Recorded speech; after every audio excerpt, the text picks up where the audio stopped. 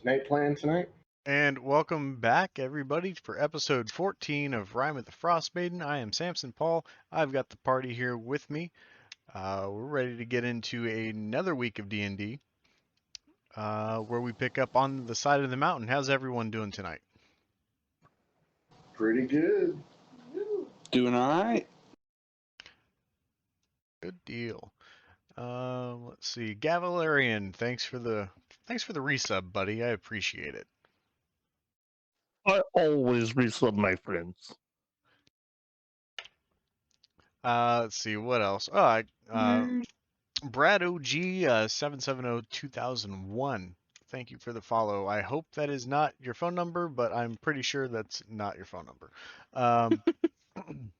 Also, Twisted Psycho, thanks for the follow. We got XN94 and Overlord 451. Also, it's Wolfpack Jack. Thanks for the follow, offline follow. It's an odd thing to do, offline follow, but I'll take it. Thanks for coming out tonight. We're gonna have a good time. Get the music back going. Let's see. Does anyone have anything they want to plug before we start with the session here? Normally it's Nate, but Nate's not here, so someone fill the void. Hi, I'm Nate Staley, and I'm a Canadian, and I would just like you all to come and listen to our horror podcast, whatever it's called. Have a great night. That was spot fucking on. That was better than Nate could have done. Everybody give a search to Drunk and the Dead podcast on wherever podcasts are available. I'm sure you can find it. It's about drunk people watching horror movies and then talking about them. Did the due diligence for you, Nate. I like Miranda's better, but that's okay. Because I am a Canadian. I'm a Canadian. Hey there. Canadian. I use hair gel. This has been Nate Staley.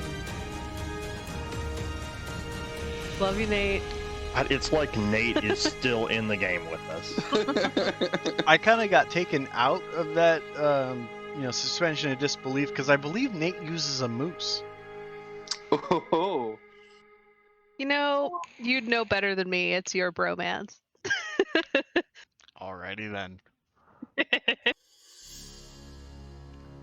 Speaking as someone who used moose in the past. In any case, let's go ahead and get started with the recap, and the recap is going to be done by me, not Timmy the Tooth. He is still boycotting doing these. GG Diesel 12176. Consider yourself banned, buddy. Get out of here with that bot shit. Ruh-roh. No. Dropping the ban hammer on it. So, last week on D&D, the party found themselves just outside of Kaer Konig, where they went to go investigate what happened to this explorer that has gone off missing in in the Kelvin's Cairn. You guys went in and checked out Frozen Fire Expeditions and talked to Atnas Swift for an extended period of time. Him being made aware that this frequent patron of his had gone missing, went ahead and gave you guys a deep discount into some climbing gear and other things to go search for this man. There was some offhanded sales being made in addition to that, not to be followed up by anything less than the special deals that are at hook, line, and sinker. And everyone had a nice warm meal with a shot and a beer before they headed out towards the cairn. Making their way towards the mountain, you guys found yourself in pretty decent weather, but with a few hours of investigation to exactly find where base camp is, you guys located the pack of sled dogs that you cut loose, except for Spot. Spot hung around and decided he was going to help you guys out up your way up the mountain. You guys made your way up the mountain. Ain't no mountain high enough. You haven't found any valleys low enough, but the Dwarven Valley is just a stone's throw away. And all the rivers are frozen, so, I mean, that's not really an impediment at all. Nevertheless, you guys made your way up the mountain, trying to traverse the very inclement environment that you're in at the moment. Stiff winds, an incline up a snowy path. You saw some mountain goats along the way, and they were kind of scared up and over. They also may have inadvertently triggered an avalanche that caught the party by surprise. A good amount of time was spent uncovering the party from this buried avalanche. Half of the party got split up. The wildfire druid of Vega decided to unleash the fire elephant to create a little igloo inside of this 30 feet of snow that luckily everyone survived for the most part. No one took huge damage. The other half of the party held onto a rope and were able to locate each other amongst being buried into the snow, along with some great avalanche survival factoids by our resident Canadian who is not here today. And after that, you were able to ascend to the top, reconvene with both groups forming as one. Debated on whether it was safer to hold tight in the igloo for the night or venture forward and try to find some rocky cliffs to kind of secure yourself up against the winter's cold. And venturing further, you located Spot, who had run out of the way of the avalanche. But Spot was holding on and tugging on a pair of boots that were out just barely below the surface level of the fresh powder, revealing a man who was seemingly unconscious. Not quite sure if he was alive or dead, but we jumped back in at the top of the mountain, or at the middle point of the mountain, with the party turning over and looking at who it is that they've uncovered in this snow.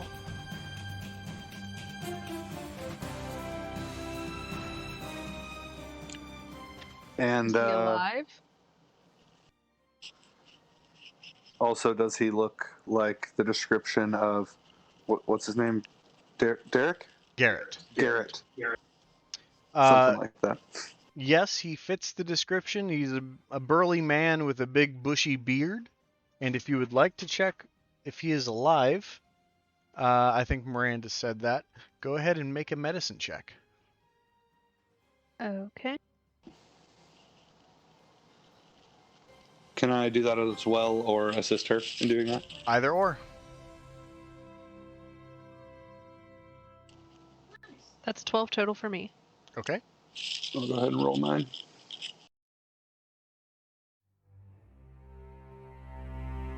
Yeah, she got better than I did. So being able to put your hands on him and try to check for a pulse, you feel that he's really cold. But you do catch the trace fluctuations of a pulse. In that case, I will, he's unconscious, correct? Yes. I will cast Cure Wounds on him then. Okay.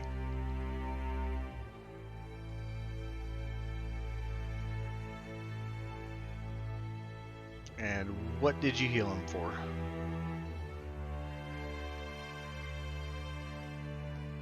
That'll be 10. Okay, very good. So you use the elements of your clerical magic, and you heal him. and a bright light kind of grows around your hand as you impart this healing onto him. His eyes start to open, and he looks at the party who's looking down at him, and he says, where is it? Where's what?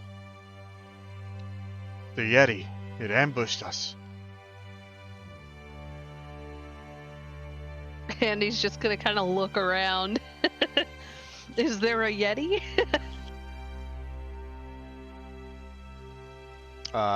If you would like to take a look, make a perception check. 13. You don't see one. She'll turn back to him and say, well, not here now, it seems. And he says, the others. Have you seen them? You are the first we've come across, friend, other than your dogs at the base of the mountain. And they're fine? The dogs? I believe your personal dog ran all the way home. Your husband's rather worried. He sent us to look for you.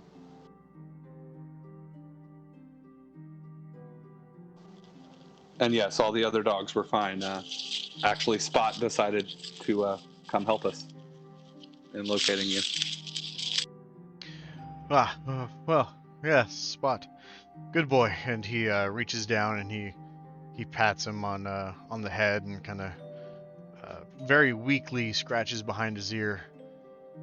And he starts to stand up. And he does so. Andy will help him out. He says, "Thank you. I must find the others. We got split up by the Yeti, and I think they went up the mountain, and I distracted it the best I could, and it chased after me, and you see how that turned out for me." Well, if there is a Yeti wandering around this mountain, perhaps we should make sure that your strength is recovered before we continue. That way we can take on anything that we encounter on our way to find the others.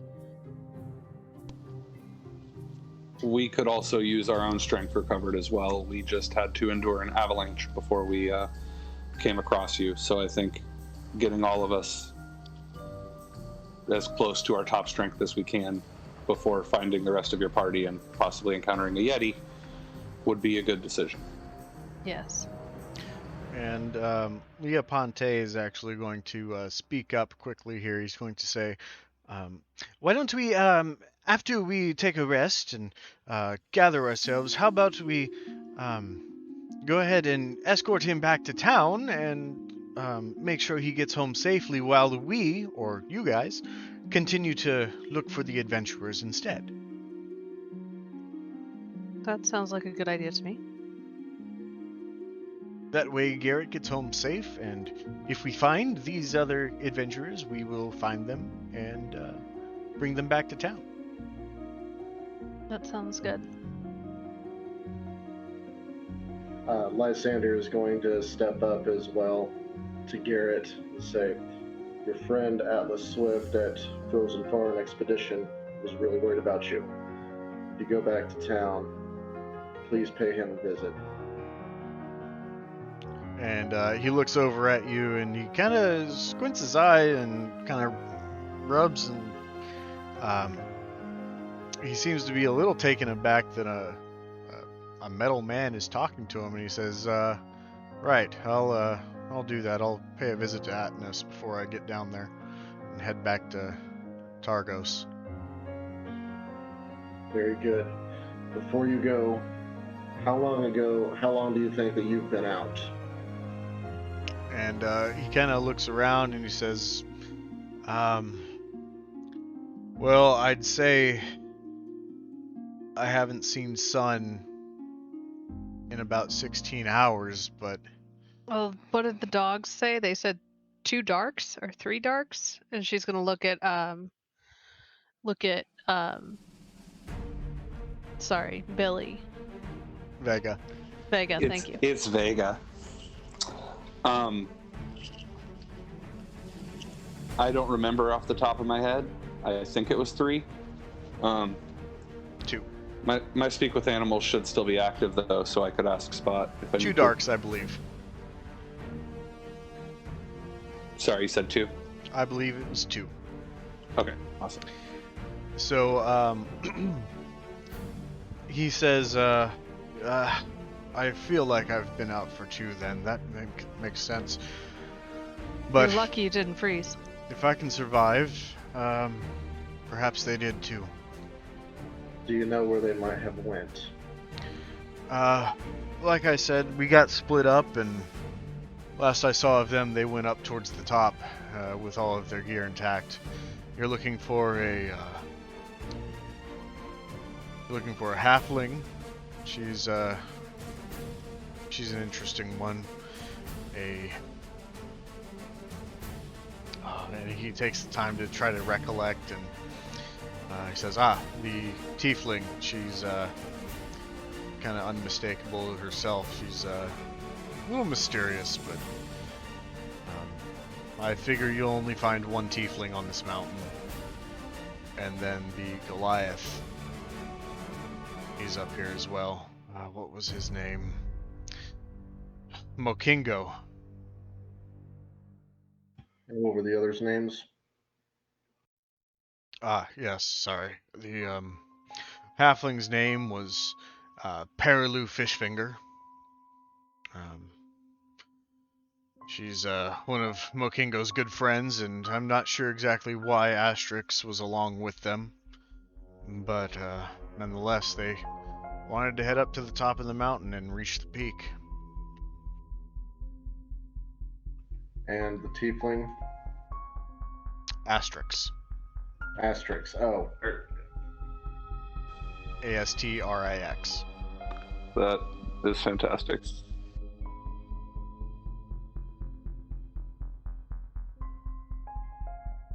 All right. Well, how about you make tracks back to town and get yourself a hot meal? We'll see if we can find your friends. I do appreciate this. Good luck. Be sure you get plenty of rest and plenty of liquids. You're probably dehydrated. Take care of yourself. Your husband was very concerned, and so was your dog.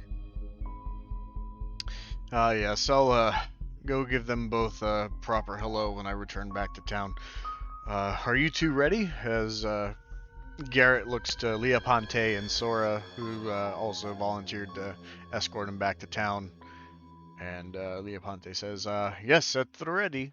And before leaving, Leoponte looks over to Carcass and he says, Carcass, you must protect the party. I think you are very good at this, and you will find me back in town quicker than you can make haste. Oh, okay, and I will take off running. Oh no, what have I done? All No. your fault. No, wait, Carcass, come back! I will come back since my good friend asked me to. And Leoponte looks to the party and he says, here, stick with her, and pulls you over to Eclipse and says, make sure nothing bad happens to her, okay? Okay, I will do this for you. Thank you, my friend.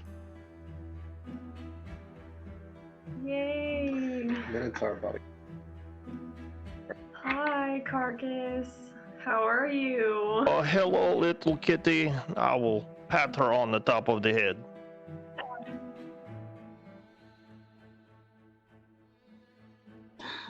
Vega's going to visibly chuckle and look around and say, so we're all still going to rest before we go search for these guys, right?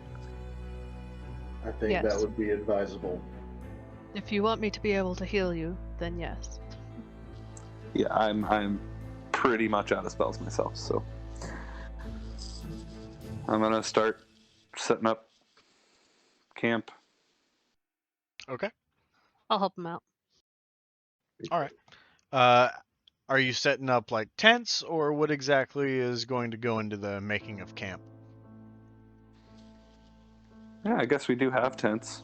Yeah, I guess pitching some tents and starting a fire. All right. So, for the setup of camp, I would like a group survival check. Oh boy. Natural 1, so that makes mine a 5. The dice don't like you today. No, I don't know if I like this this D&D Beyond die. Yeah, I got a 9. 17, yo. All right. 12 physics. 12. All right. 11. So, Eclipse seems to be making a lot of haste in making the camp and showing a little bit of proficiency here. Carcass, what did you get?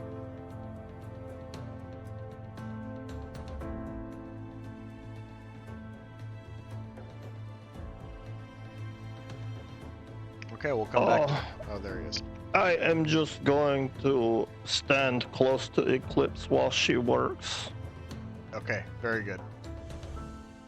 Thanks for the help. All right. I would like everyone to make a perception check at this point.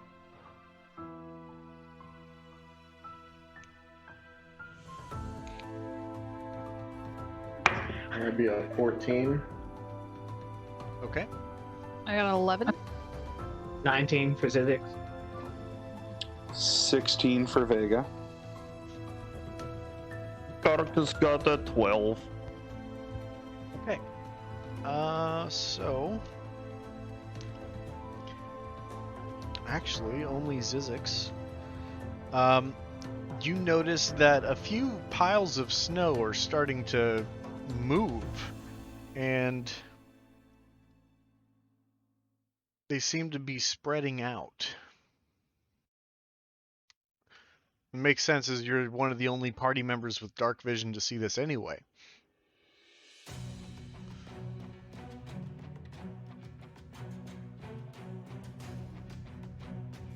I'm sorry, can you repeat what I saw? It kind of cut out. Okay. You see 3 different piles of snow about 60 feet away from the party, seemingly moving and spreading out. You're not exactly sure what it is at this point. You see them moving. And then naturally, Zizix is gonna go. Guys, there's something moving over there. Andy's gonna casually look over to make sure it's not a shadow. And as Andy turns around to face whatever it is that Zizix is pointing at, emerging from the piles of snow are 3 crag cats. I would like everyone to roll initiative.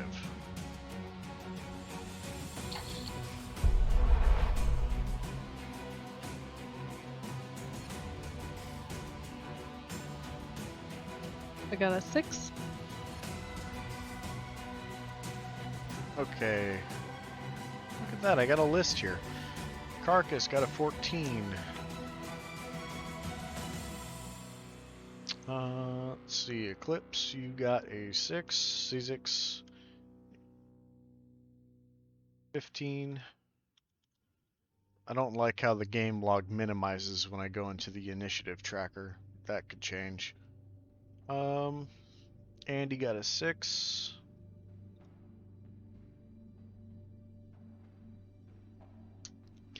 And then that leaves Lysander and Vega. I got a 12. Okay, Vega? I got a 16. Very nice.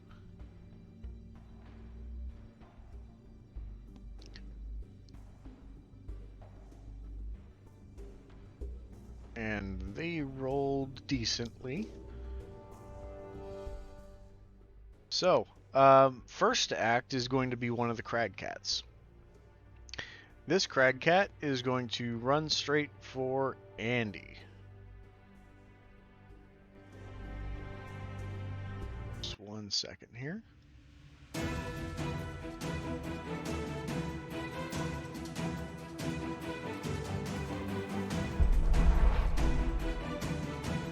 Alright.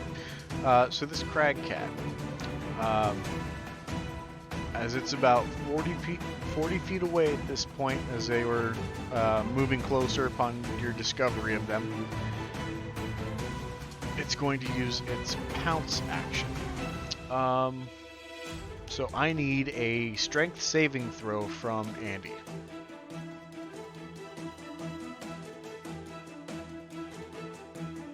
That's an 11. Okay. So the cat successfully leaps into the air and pounces on top of you, knocking you prone. And then it's going to start using its claws to attack. That is a 9 against your AC. That does not hit. Okay. So, being knocked down by the cat, you're able to restrain the shoulders of the cat to make You it had unable advantage on that, right? Huh? You had advantage on that, right? Yeah. Oh, okay, I just wanted to make sure that you did that because I was prone. Yeah, I did. So you're able to restrain the movements of the cat's front paws and try to fend those attacks to just paw at the snow that's on each side of your head. And next up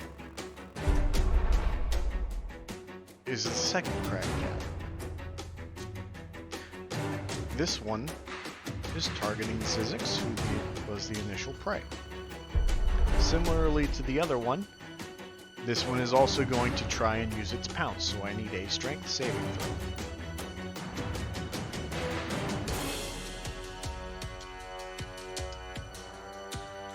That's a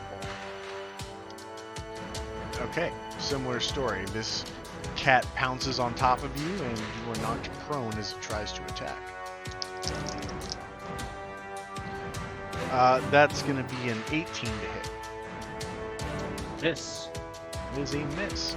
So you actually, as opposed to Andy's defensive mechanisms, are actually trying to squirm out of the reach of the claws and try to wriggle yourself free. You're still prone, but the claw attacks are missing.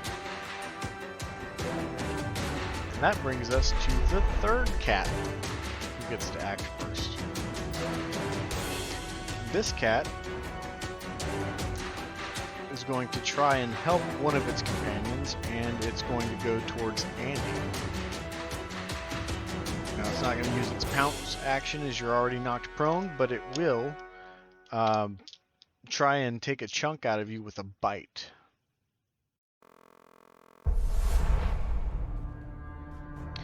That's only going to be a 15 to hit. That's a miss. Okay. That is the extent of their actions, and that brings us to Vega. Alright, would my Speak with Animals still be up? Yeah, it would. Alright, then I'm gonna yell out to them. Hey, we are not here to be your snack. If you leave now, you will survive. If you keep this up, none of you will live. Alright. Go ahead and make a intimidation check. Okay.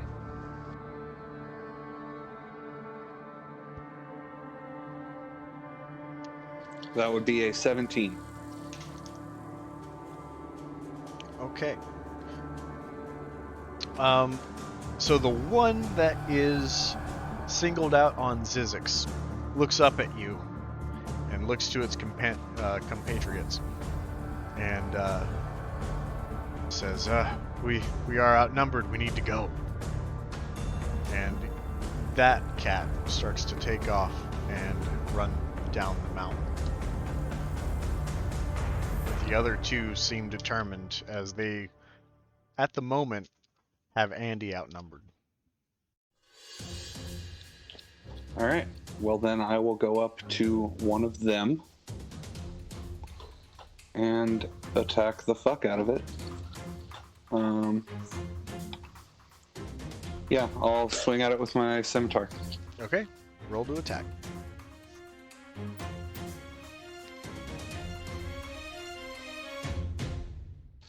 That's a 13 to hit.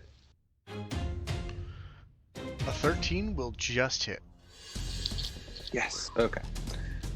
And let me roll damage.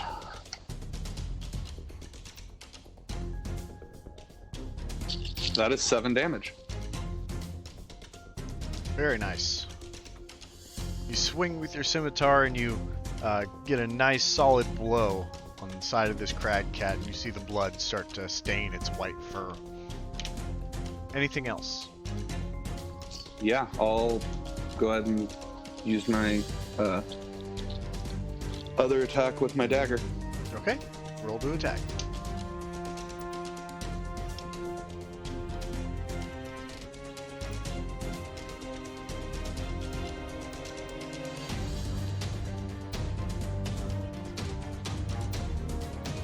That would be a miss. Okay. So even though you landed a good strike with your first attack, you're just not able to make connection with the dagger.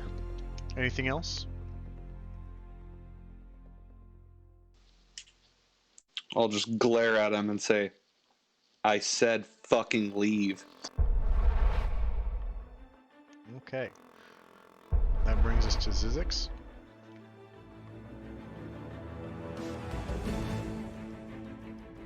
Kind of scared at this point, but also very happy that his attacker ran away. Gonna turn to the one that Vega was attacking, and shoot with a firebolt. Okay, go ahead and attack.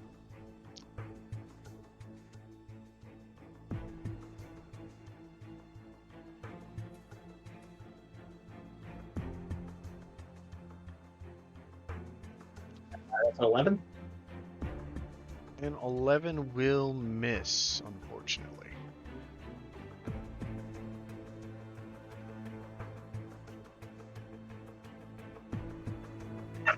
Oh my gosh, my dogs. Sorry, guys. Alright. And then for my bonus action, I'm going to turn to Oliver and say, Ollie!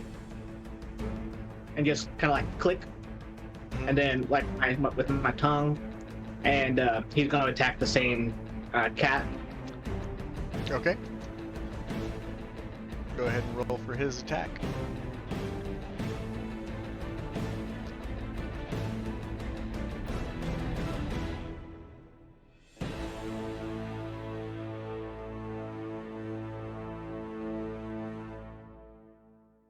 That's a 17. That's gonna hit. Roll damage.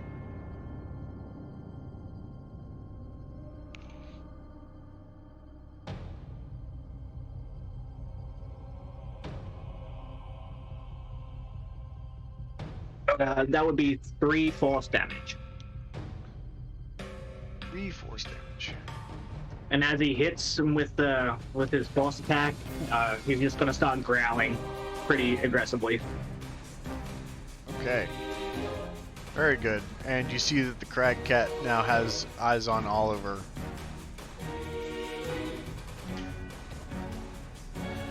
Anything else? That's it. Okay.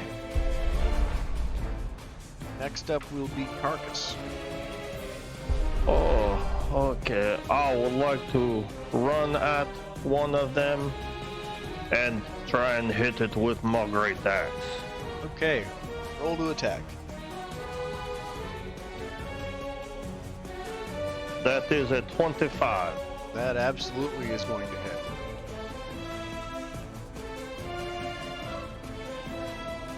And that is 7 points of damage. Now, would you have run over to the one that Oliver was attacking, or the other one that didn't have an attacker on it besides No, Andy? I don't want Oliver stealing my glory. Okay. And how much damage? Sorry, 7? Yes, just 7. Okay, very good. Anything else? Yes, I would like to try and hit him with my hammering horns since I attacked him. Okay. It's a strength saving throw from him, That is a 14. right? And that will push him 10 feet away. Okay. So you come in leading the charge with the great axe, and you connect, and following up, you lower your head and shove him out of the way with your horns, and pushes him off of Andy.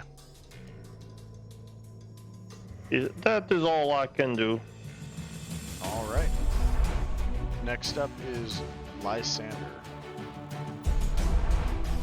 All right, and nobody's prone right now. All the cats are off the people that they tackled. Andy is prone, and Zizix has just gotten up. Okay. I'm gonna go after the one that Vega had stabbed with a centaur, and Okay. I'm going to strike it with my longsword. Roll to attack. Before that, I'm going to cast Hunter's Mark on it, by the way.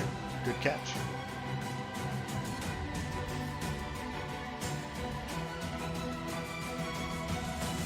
That is an 18 to hit. That absolutely will hit.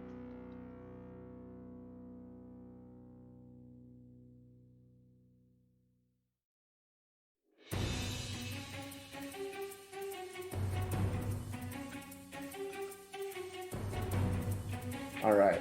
That is 11 slashing damage and 2 force damage. Okay, very good. Is there anything else you would like to do? That is all I can do for now. So you rush over and you land your strike very cleanly and flushly into this crag cat, and it lets out a yowl in pain. That brings us to Andy. Alrighty, I'm going to use half my movement to stand up. And then I'm going to strike it whichever cat's closest to me with my warhammer. Okay. We'll go ahead and say that's the one that was shoved 10 feet away from you from Carcass.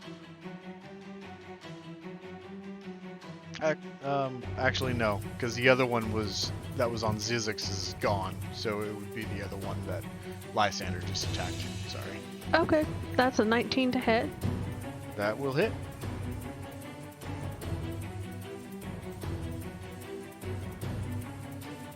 And that's 5 damage. Very nice. Anything else? That's it. Okay. So you get up back onto your feet and you advance towards the crag cat by all of your friends, and you give it a nice thunk in the back of the head.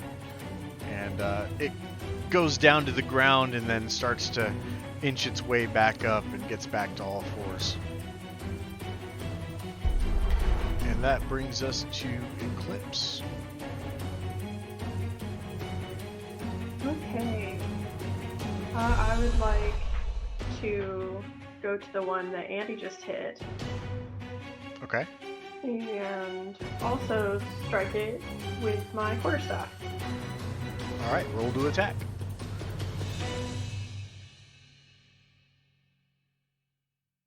That's a 10. That will miss, unfortunately.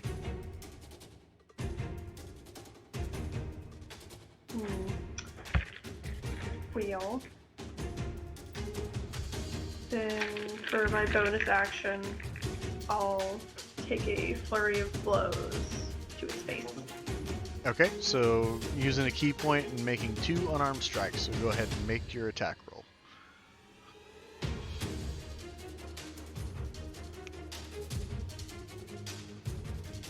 Yeah, that's 8. An 8, that will miss. And your second?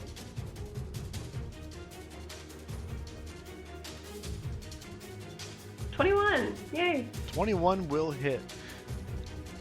So you advance on this crag cat, you swing your quarterstaff that it dodges out of the way, and you unleash your first flurry of blows as almost a feint to find connection in your follow-up strikes. Go ahead and roll damage. That is a 5 damage. Go ahead and describe your fatality. Yeah, using my quarterstaff, I'm just going to repeatedly hit its face until it's no longer recognizable.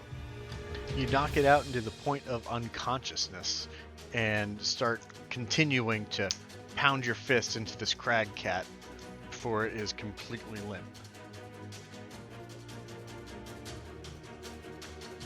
Anything else? That is all. Okay. And that brings us to crag cat that is 10 feet away from Carcass at this point. And it's going to survey the situation. Vega. Your passive perception, I believe, is 14? 13, actually. Okay. Yeah, you'll be able to hear something come out of the crag cat's mouth. You hear him kind of uttering, "I'm outnumbered. I need to flee." And it's going to use its full movement to run back down the from the area to the area where the avalanche occurred and try to hide into the snow. And you see it take a jump and plummet into this mound of snow caused by this avalanche. I'm gonna turn to the rest of the party and say, I warned the dumb bitch. You all heard it, right? Yeah. And would you guys like to pursue, or would you like to leave initiative? I'm not planning on pursuing. I'm not going to pursue. I think he learned his lesson. Carcass?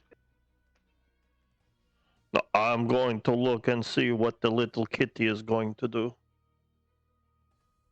I will not be going after it. Then neither will Carcass. All right. So, as that distraction has disrupted your camp making at the moment, you guys go to start finishing up and get the tents all pitched. Who is going to try and light the fire? I can give it a go. All right. And how are you going to use it? Are you going to use magic, or are you using your flint and tinder and survival stuff? I'll use my survival stuff. All right, go ahead and make a survival check.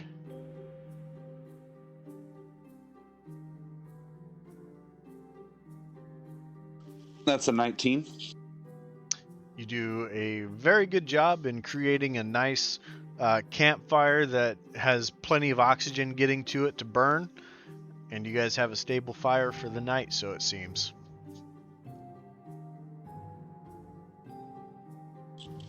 Word. Well, I'll look around at the party and say, so who wants to take first watch with me? I will. All right, thank you kindly. Everybody else go get some rest.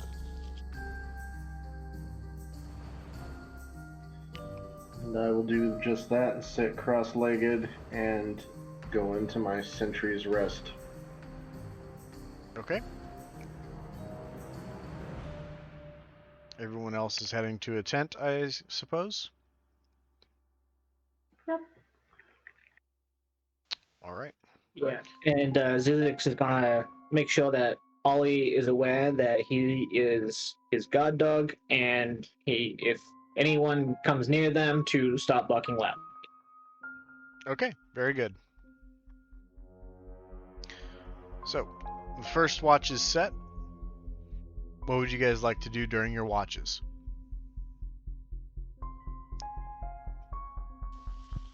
Probably not super large amount to do in the mountains and the snow. Yeah, I'll mostly just try and relax by the fire, maybe smoke a pipe or read a book. All right, sounds good. So as the sun has far past set at this point. The wind starts to kick in, and it blows up the mountain face, causing snowdrifts to kind of arise into the air. The clouds overhead darken. The moon is not visible at this point, providing just a lack of light, and it's very dark outside of campfire. Strange noises you hear coming up from the mountains, or possibly from the base. It's hard to tell as everything is very echoey at this point, despite the snow on the ground. First hour goes by uneventful. The second hour goes by, and you hear the noises of the mountain start to quiet, and you don't hear any more disturbances at this point. But your watch is gone without a hitch. Right on. Well, we'll go wake up,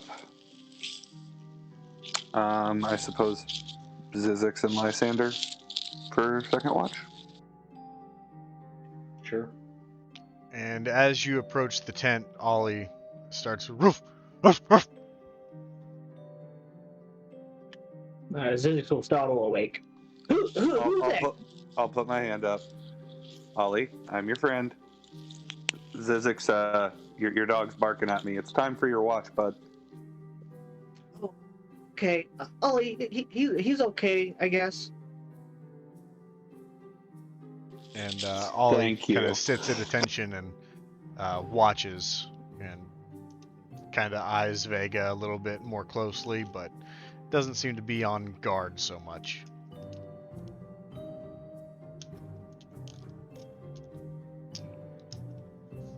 He's okay, I guess. That might be the nicest thing Zizix has ever said about Vega. That's so sweet. It is. All right. So Lysander, are you remaining in your sentry state, or are you actively waking up? I'll sit up and keep Zizix company. Okay. At this point, the fire starts to dwindle down a little bit, so someone needs to keep feeding the fire.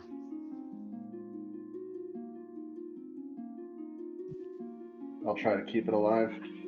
All right, go ahead and give me a survival check, or if Zizix will help, at advantage or individually roll.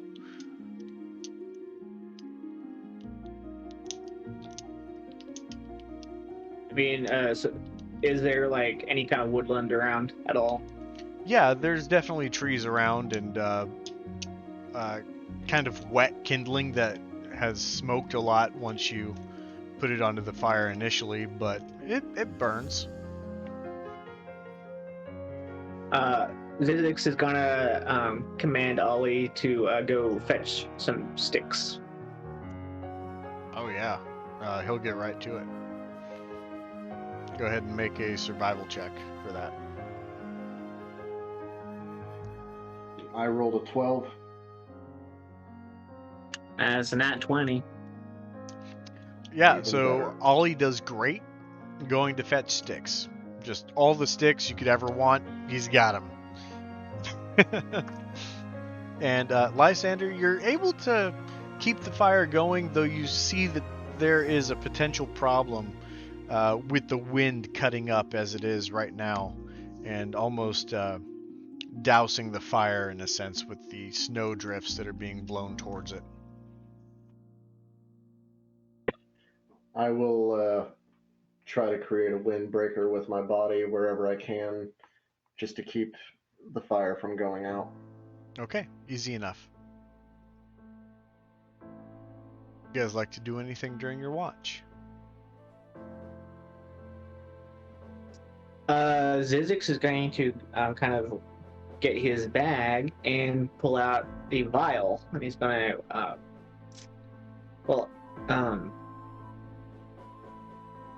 actually no, he's not gonna do that yet, I guess. Probably do it in the morning. All right. What about you, Lysander? I would just like to praise Zizix on his marvel of engineering that he had crafted Oliver together the way that he did. Well, thank you. I'm really happy with him myself. He's a fine companion. Isn't he? He is.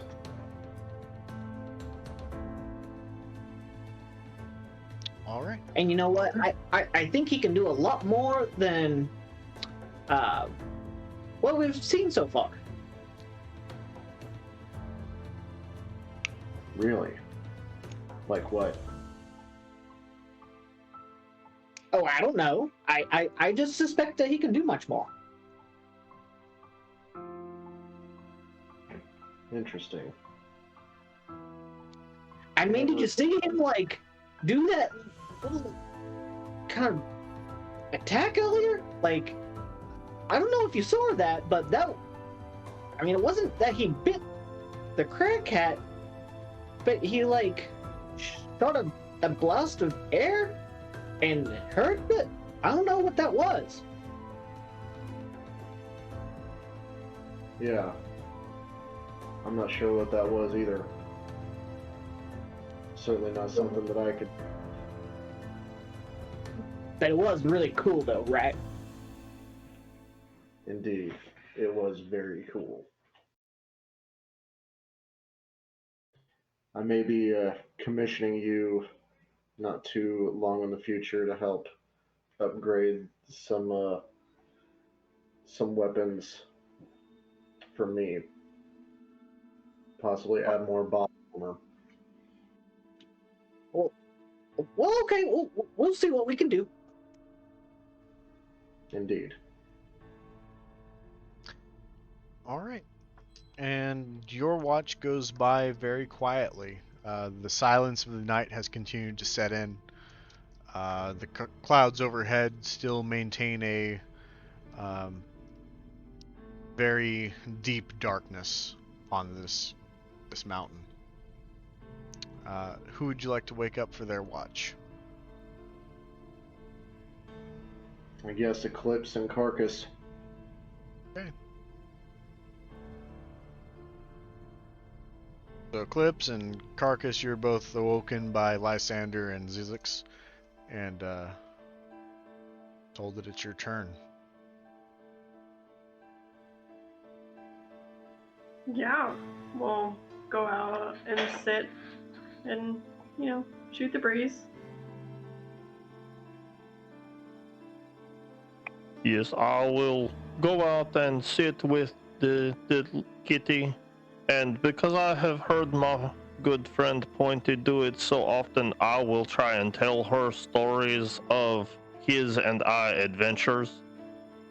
But it will come out more like one time Pointy and we went and did things, and then we got some payment for them, and I'll just tell that same story over and over for the first hour.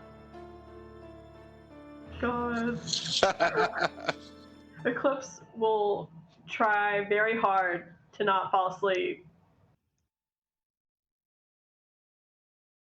Okay. I won't have you make a constitution check for Carcass's stories. Though, Carcass, if you get really, really good with it in the future, maybe we'll make that a thing. Is if I see her start to go to sleep, I will nudge her because she is supposed to be up with me.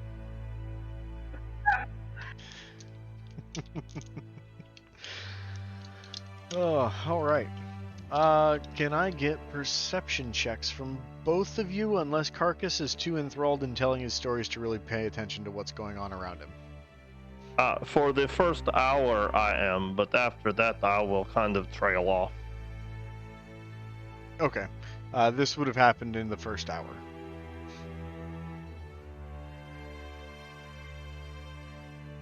That is 14 for me. So you hear some movement north of you up the mountain, kind of like towards the trees. You can't really see anything up there. But after you notice that, you start to notice that the sounds of the mountain start to come back alive, and you catch the faintest glimpse of purple on the horizon, and it seems like the sun may be rising at this point.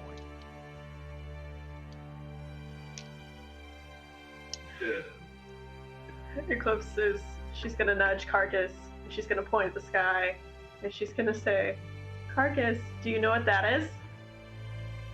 Oh, yes, that is a different color. That's actually the sun. It can be different colors. Oh, I did not know that. I will remember this and I will tell Pointy. I'm sure he'd love that. Yes, he likes when I remember things. I do too.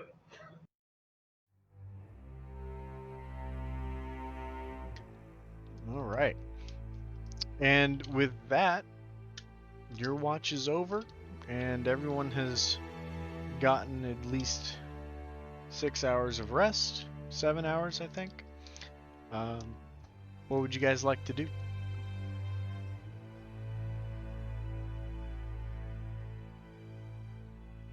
I might suggest everybody eats and gets well hydrated before we ascend this mountain. Yeah, good call.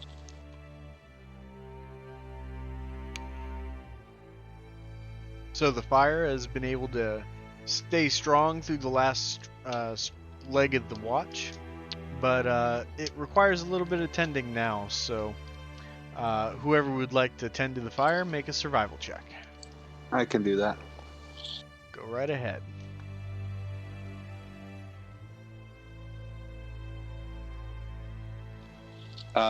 Does anybody want to help me stoke the fire? I will. Yes. Vega Awesome. has lost his matches, Thank it you. seems.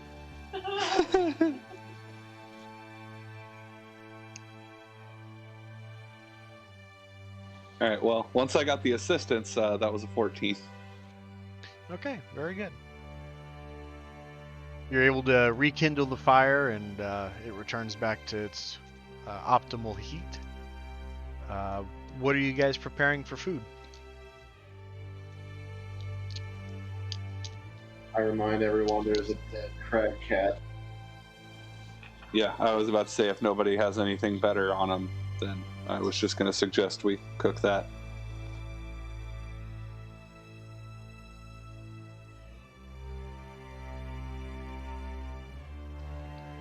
All right. Well, crab cat it is then. I Crab suppose. cat it is, it sounds like. All right. Let's Go cook ahead this and cat up. give me some survival checks for the crafting and for the cooking.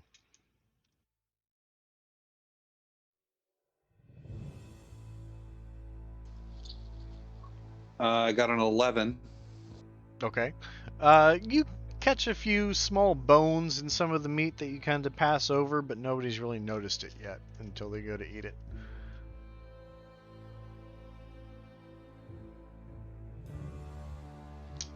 Was that all I needed to roll? If you are also doing the cooking as well as the carving, then yes, you need to roll one more.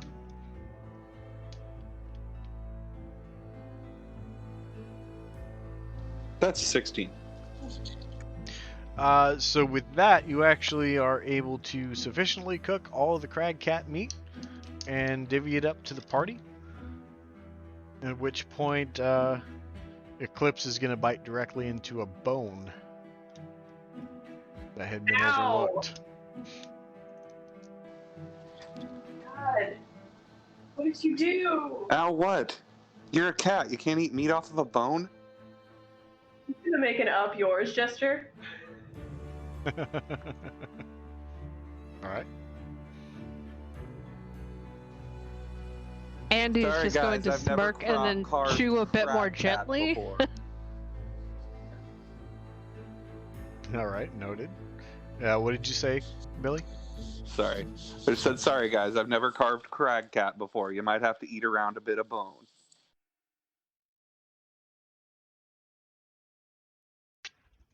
Hearing the kitty say ow, I'm going to try and grab the crag cat out of her hand and throw it away. Wait. That's my food. Yes, Pointy told me that I am supposed to protect you from harm. So, I will share my crag cat with you. Okay. That's so Protection from bone. That's very nice. You had to ruin the wholesome moment, Sam, didn't you?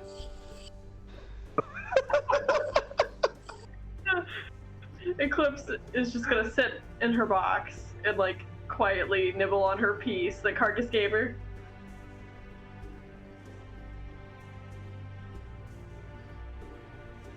I don't think I ruined the wholesome moment. I kind of, elaborated on it. That's all. As always, it was Dungeon Master enhanced, Sam. Thank you. Thank you. Some respect around here, finally. Kiss ass.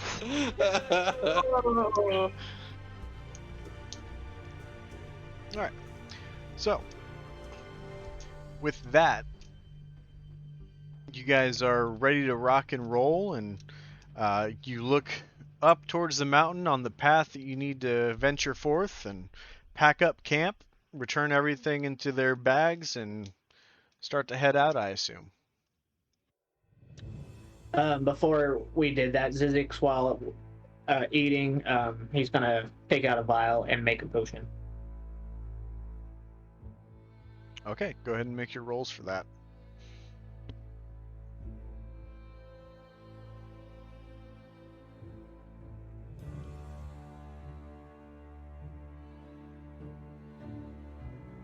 Okie dokie. Very good.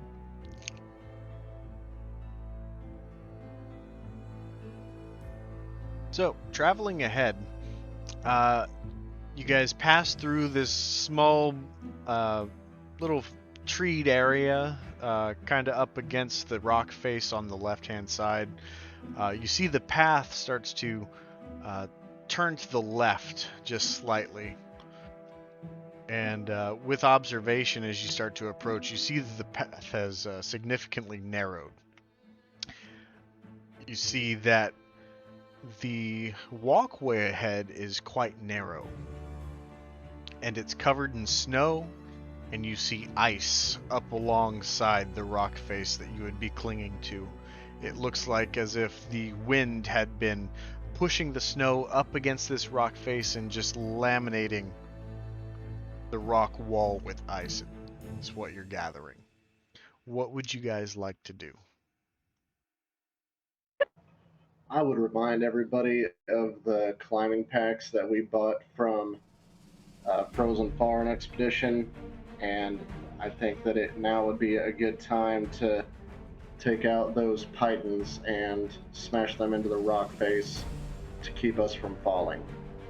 Andy's also gonna ask, does anyone have any fire magic? Oh yeah. That might help us with melting the ice. Yeah, I already had that thought. And I'm gonna cast Firebolt just to see if that does anything, or if I need something more. Okay, go ahead and roll to attack.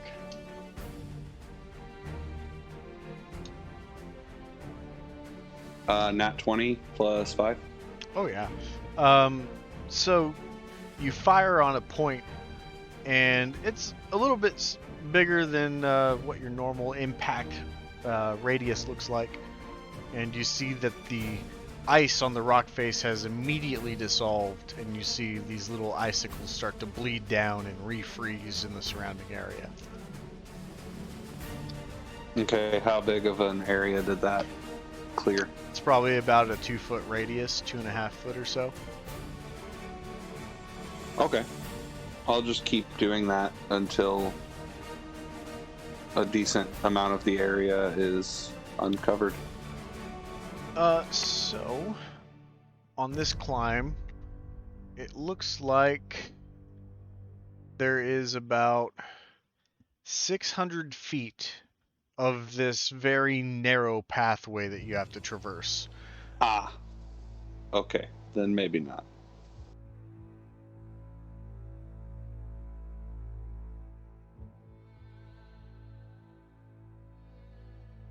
Okay, hold on.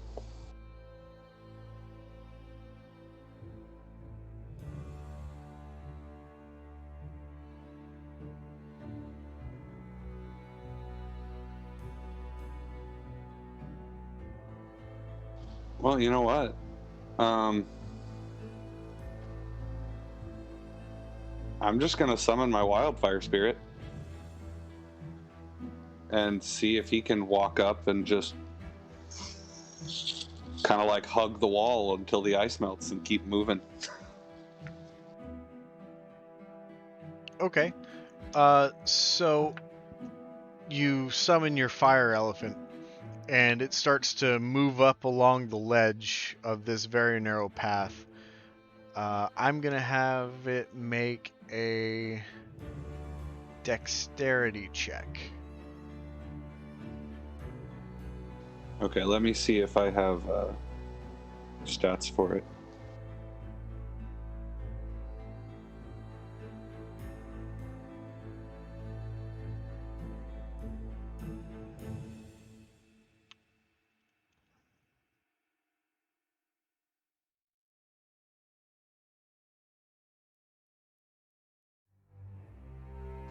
I have stats for a saving throw. Did you say just a check though? Yeah, it's just a check. So, what's the bonus, or what's its stat for strength or dexterity? Sorry. All I see is dex saving throw +4, but I'm not seeing like an actual list of stats for it. Okay. Let's see. Let's see what the stats are for an elephant. It's a -1 to dex. Hey, that's what I have. Birds of a feather, as they say. But it's made of fire, so doesn't that somehow maybe affect it? I don't know. It's not so much the ice, it's the narrowness of the ledge. Okay, so I'm just rolling a dex check and it'll be -1. Yes. Okay. 8. Your fire elephant missteps and starts to lose its balance as it starts to take its first 5 to 10 feet into this ledge. And it looks back at you as it collects itself. And it says, are you sure? Oh, I didn't know it could talk. Well, it looks back to you and it gives you, like, you know, yeah, that body language.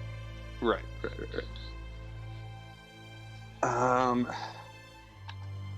Okay, so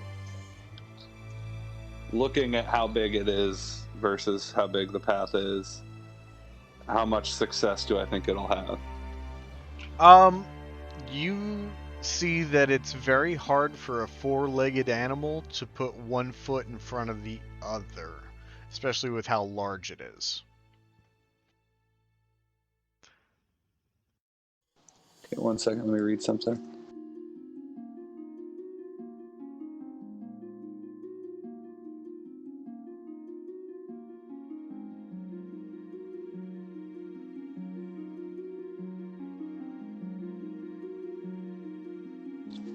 Now hold on, this says you determine the spirit's appearance. It doesn't specify if I can determine it each time as something different. So, that in a sense, yes, you're able to, well, I don't know if you can actively change it outside of your initial one. Well, like if I would have known how narrow this, you mean at all? Like you as a druid, you have, like, you know, some druids have a bear spirit animal. You know, that bear doesn't change, but The specifics of how unique your bear is to you is the customizable part that it's kind of referencing, is what I understand. I gotcha. Okay.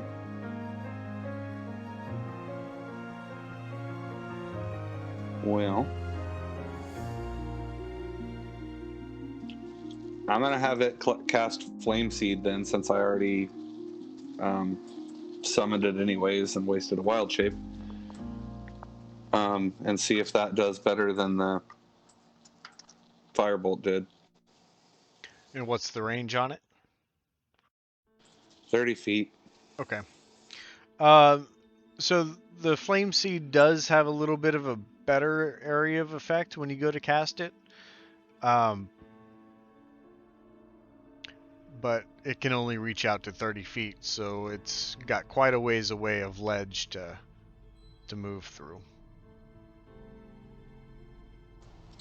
Well, once it clears the first 30 feet, I'm just going to tell it to try and move further and do it again, because the worst that's going to happen is it falls, and I mean, then I'm just done with that summoning of it. It's not like it's going to die and Go get hurt. Go ahead and make another dexterity check. Okay.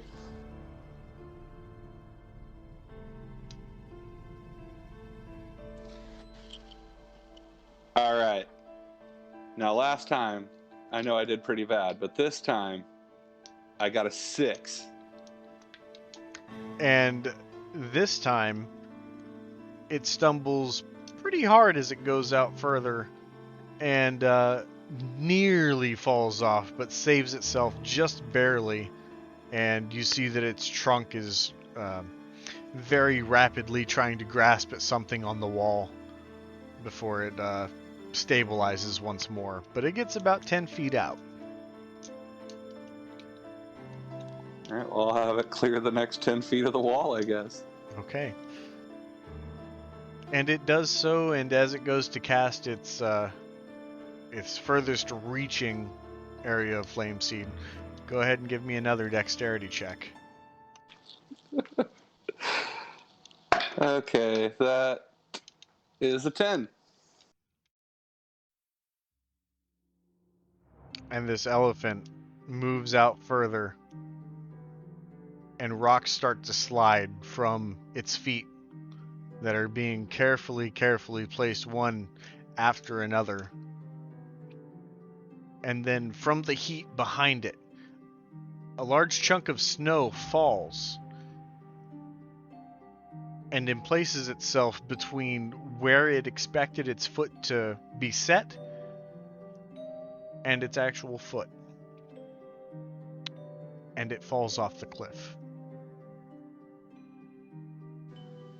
Oh no, buddy, I miss you. I'll see you next time.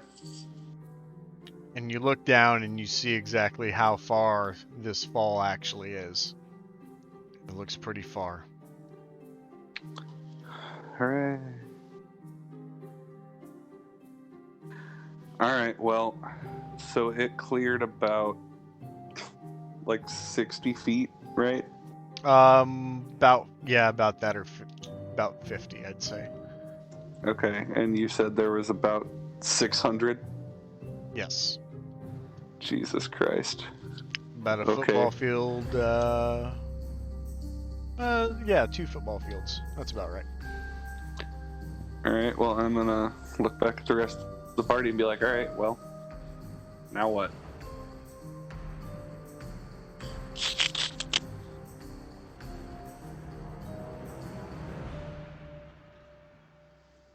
Well, I think that we need to go with my suggestion and strike some of these pythons into the side of this rock face, and we just keep moving very carefully up this mountain. Right, but once we get past the section of wall that he was able to clear of ice, I don't know how successful we're going to be driving these into the wall when they're covered in a thick layer of ice. The layer of ice looks to be about maybe less than 1/4 inch. So it's definitely Oh, penetratable. okay. That's not bad then. Yeah. Oh, well then, yeah, let's just try that. All right. Who's going to be driving the Pythons in? I can, since I suggested it. Okay. So I believe every climber's kit has Pythons. Yes, they do. All right. So you move to the front of the line, and you go ahead and give me a survival check to utilize those Pythons.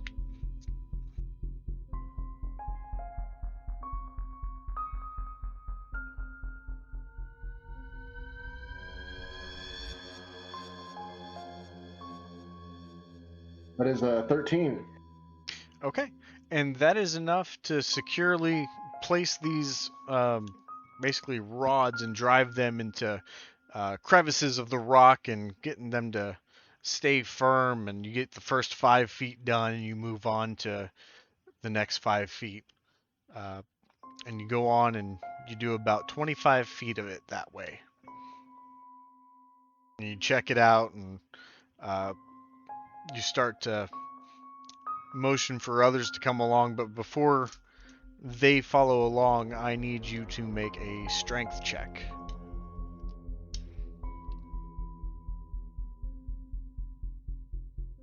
That is a 19. Yeah, very good. All these Pythons are nice and secure, taking a lot of the stress off of the icy ground below you, and you're able to maneuver across this this ledge with ease, it looks like.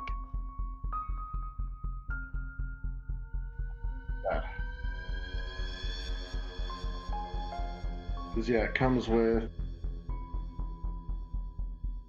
Yeah, hold on. Damn, where'd it go?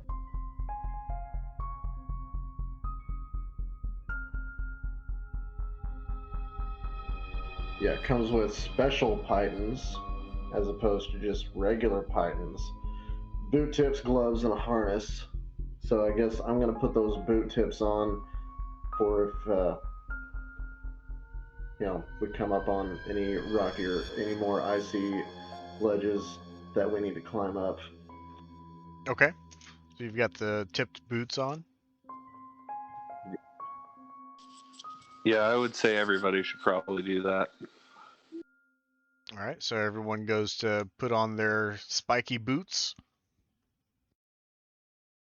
That probably takes And their about 10 gloves, minutes. I assume.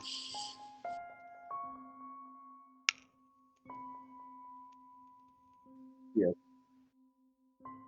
All right. So with that, Lysander, give me another survival check for the next leg of Pythons you're going to lay. Because it anchors you from a point where you can climb 25 feet, or you won't fall more than 25 feet as well. I know I'm telling this to the DM. So we're using this to climb up every 25 feet, right? Get Well, higher to the... You're climbing side to side. We're going along this path. Okay. Then what I would say is for every time we get to the end of it, we take them out and just keep passing it along until we get to the top. Does that make sense? Yep. Okay. That's what I think we should do. Okay. So, as everyone is equipped in their climber's gear and starting to make their way along the path, I would like for everyone to make a strength check.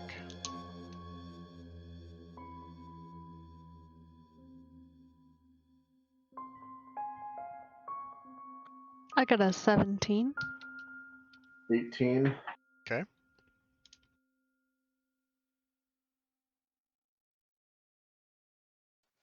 Carcass only got that 10. Okay. Yeah, and Vega only got a 12. Got a 16. 11 for physics. You guys all make progress, and the last one on the line be that who it is. Actually, who is that? I don't think we established that. We did not. Who's going to be pulling these pythons out of the rock face? I can do that. Okay. So with your check, you're able to pull the python out and hand it off to the person ahead of you. And everyone does this very methodically, and you guys are making good time. And you get past the first 50 feet that way, as you guys have 10 pythons per climber's kit.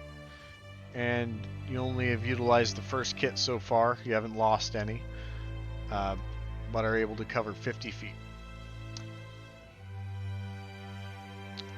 So give me a survival check for the next set.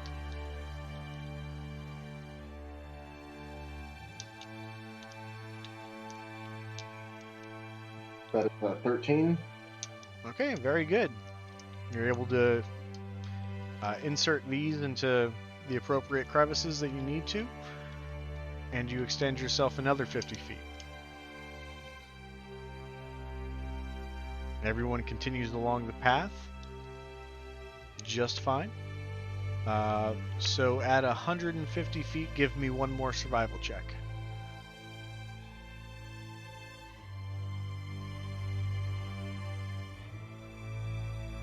That's a 9. Okay. At this point, you start to put these in, and you find that you're kind of scarce for appropriate crevices. You're taking good enough time to put these in that you're making sure that everything's good. But there's about a 10-foot stretch of gap where there are no pythons to be able to grasp onto, and you have to shimmy yourself along the ledge very carefully.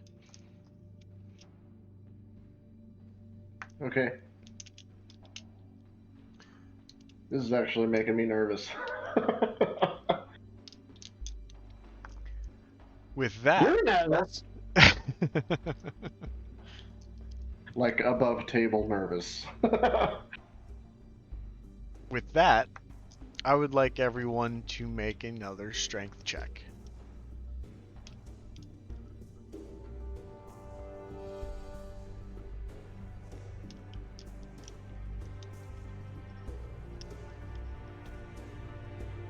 That's a 13 for Carcass. I got a 16 for Andy. That's a 20 not natural for Eclipse. Very nice. It's a 4 physics. 25 for the Lysander. 17 for Vega. Very good. So, Zizix, you start to slow up a little bit. The gap between the two pythons that are elongated, it's a little much for you, and you kind of look down and you see the far drop down below, and you kind of, your knees start to lock, and you kind of get a little bit of stage fright. But luckily, Eclipse and Andy, who are next to you, are able to extend their hands out and give you assistance as they hang on to the pythons that are secured and kind of walk you back across, and you make it across that distance. Oh, thanks, guys. Yeah, no problem. It's a All long right. fall. Yeah, and that gentle reminder has Zizix probably instinctively looks back down and sees what he thinks maybe is a cloud down there that's actually just a little bit of blown snow going up the rock face as the wind starts to hit up against you guys, pushing you into the rock face ever so gently. So, for the next stretch, I need Lysander to make another survival check.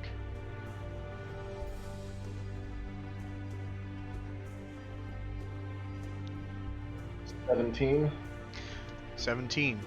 You're able to make this a very even 5-foot spaced set of pythons, and everyone seems to be able to manage to make it across. the next 50 feet.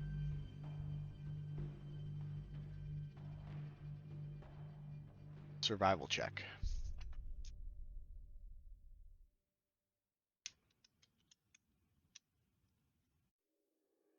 That's a 9 again. This one is posing to be a little bit more difficult than the previous stretch that gave you trouble. There are actually 2 stretches where it's a little bit longer than the norm. And as everyone goes to cross this area, I will require another strength check.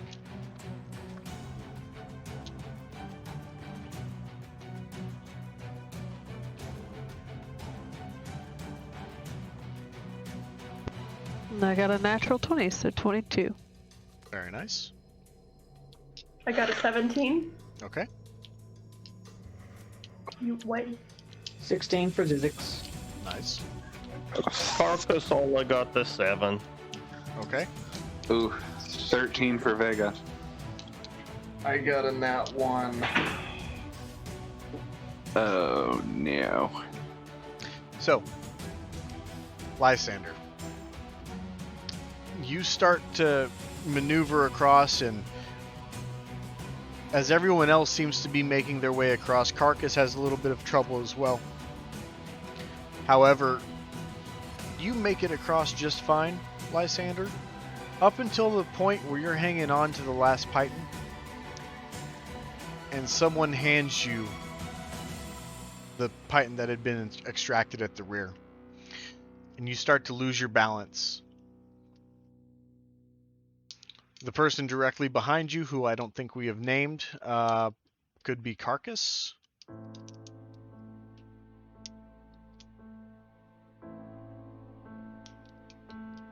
Sure, let's go with that. Yeah, I think we should have the strongest on the outside and the weakest to the middle. That way we can hold on to one another.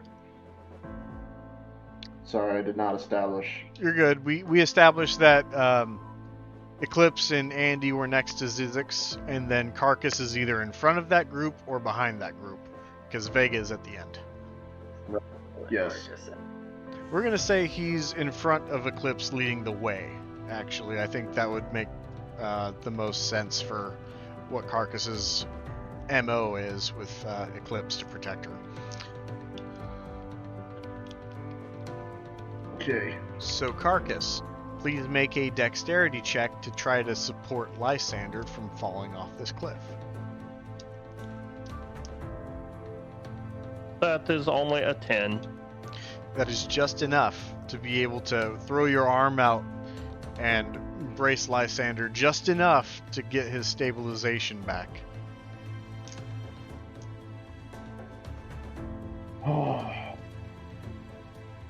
I'm gonna hug the wall, and I'm going to look at Carcass. I'm gonna say, thank you. Thank you. 1,000,000 times again. Thank you. Oh, you're welcome. I did not want you to fall because you might make the kitty fall. We wouldn't want that. Thank you. I'm gonna look back past him. Everybody else okay? Everybody else good? Oh yeah, so far so Yep. good. Okay. And I look back up at the top of the mountain. How far away are we from the Paramount? From the Paramount, after you get past this ledge, or you mean the amount of ledge you have left to go up? But- So you have about 400 foot of ledge to continue going towards, and then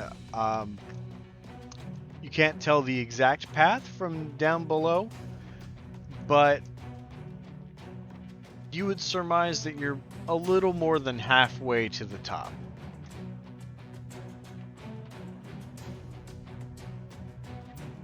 Okay. And Lysander, as you start to judge distance from looking to see how much further you have to go, looking up to see how far you've come, and looking back towards the party to realize exactly how far out onto this cliff face that you are.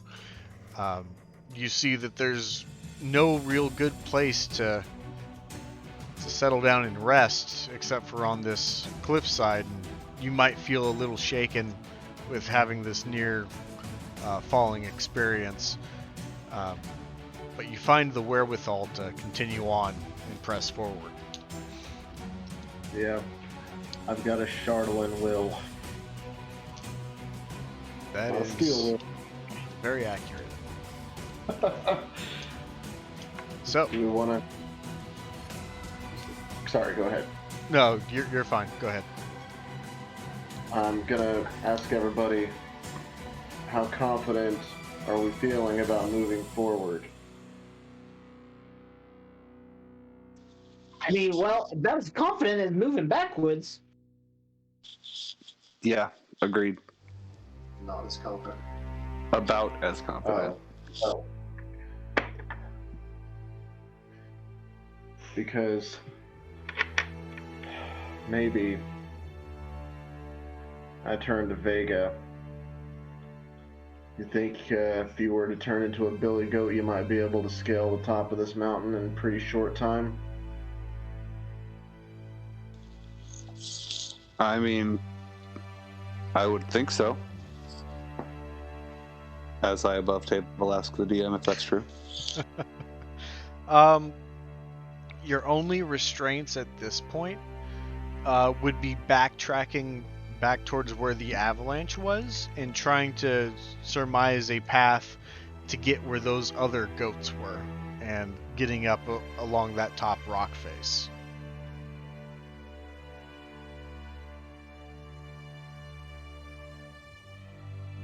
You would know that you would have a better dexterity check to try to climb and do all of that, so you would be a bit better than you are now, for sure.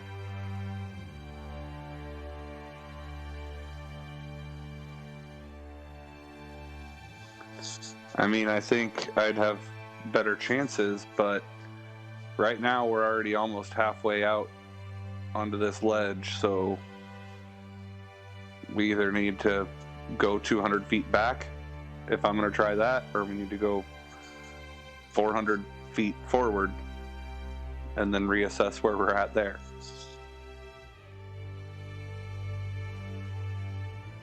Did Zizix bring Oliver with us?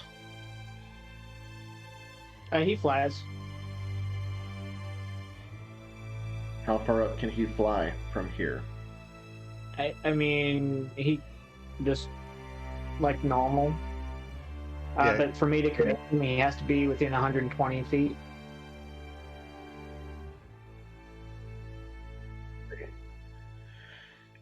Can he carry you while he's flying? Not while I have all my stuff. Damn.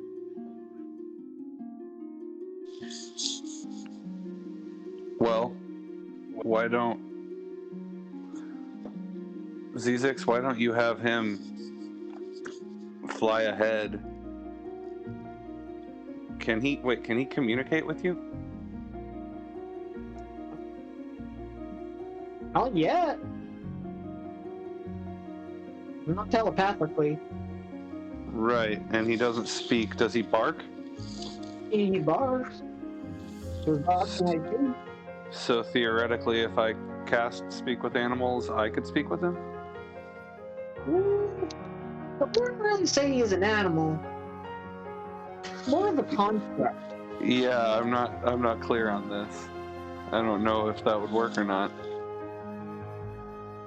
Well, he's mechanical. So he's more of a construct, so I don't think so. Okay. Well, I was gonna say if you could have him scout ahead and tell us what he sees, but if he can't tell us anything, that wouldn't really help. Or if you were able to take a harness and rope and some pythons with you, you could set an anchor point further ahead and we could just climb up. But if that's too heavy for him, I guess we're just going to keep doing this the hard way.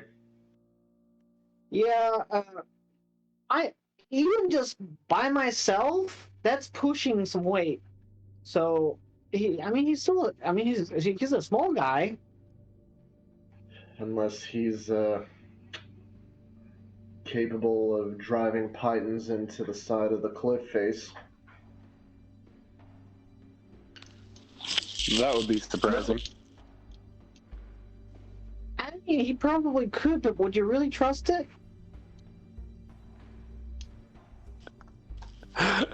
That is a very good point. That answers my question.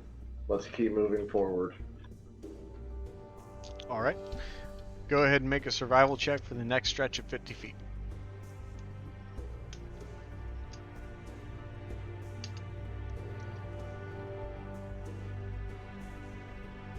That's a 10. Okay. You do have a couple of gaps here, but they're not as wide as the previous ones. So this will trigger another strength check for the party to try to traverse.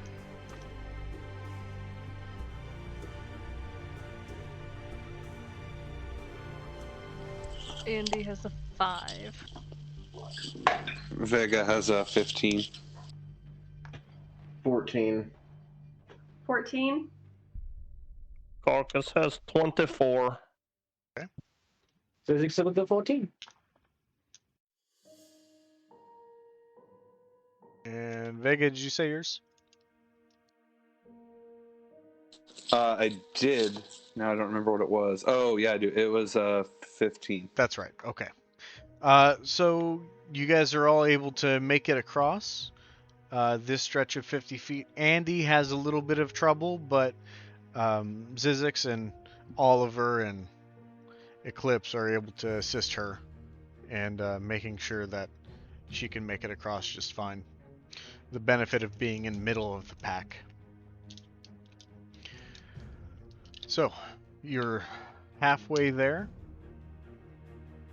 Billy? Oh, I'm sorry, what?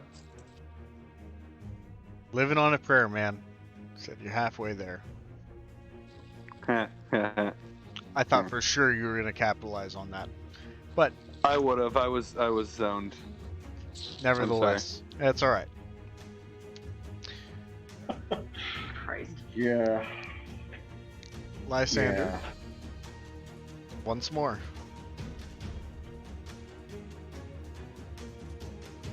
With feeling? With Christ. Lucky 13 on survival, right? This is actually a good stretch that everyone is able to easily make across. Thank God. Woo! Let's go ahead and have another one for the next stretch.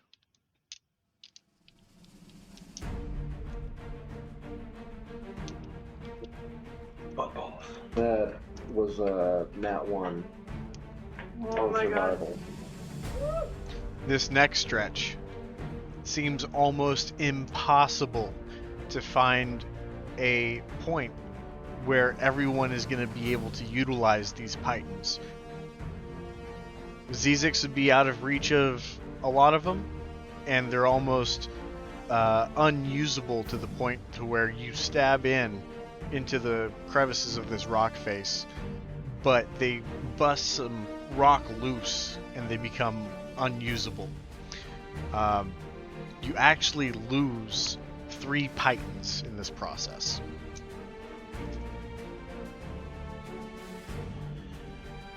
Okay. So, I would ahead. like to look directly up the mountain. How does it look if I were to just take this and climb up? Or I turn to Vega, what if you were to turn into a monkey and scale this cliff face? With the harnesses, with some rope, with some pythons, and your monkey strength.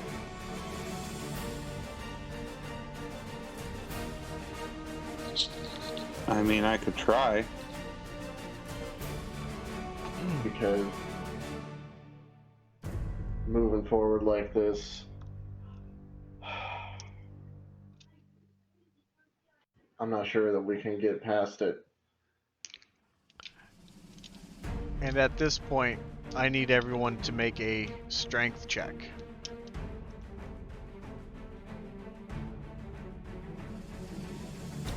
A nat failed.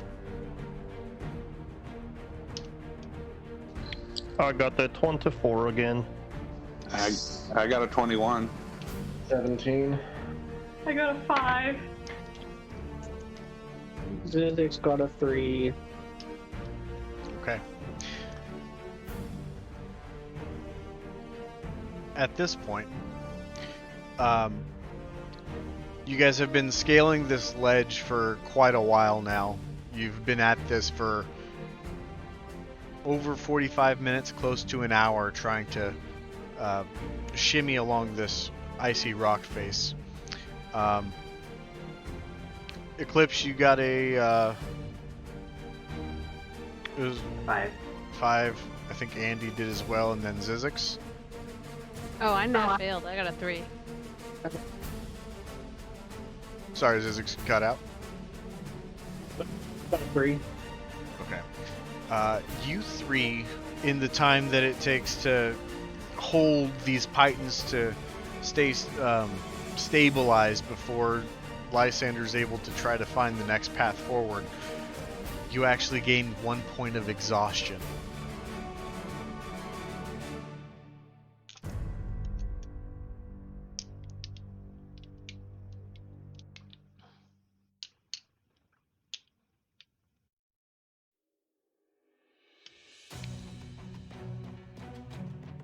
Now, what is your course of action? Are you trying to get Vega to go up as a monkey and try to scale the rock face and put pythons in along the way?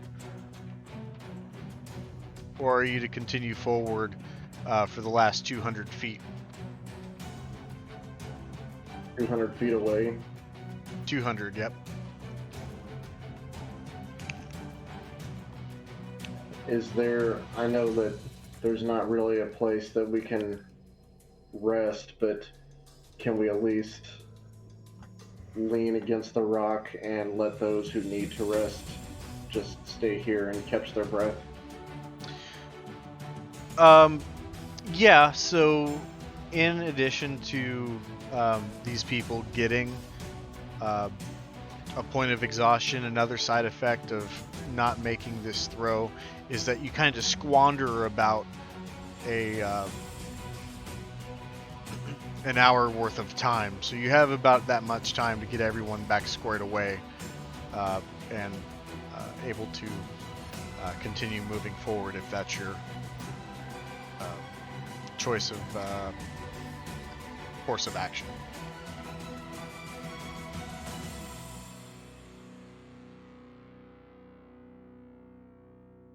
Well, it's either you climb up it or I climb up it with you. And because here's the thing, if we find those people up there, they're likely not going to be able to come back down on their own.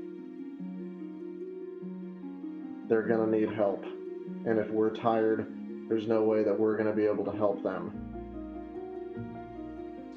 Well, no, I imagine once we get up there, we're probably going to have to rest before anybody can go down. Right, but we're also going to be at a very high elevation where it's cold, and we're not going to be able to breathe. Well, you won't be able to breathe as easy up there. Some people won't.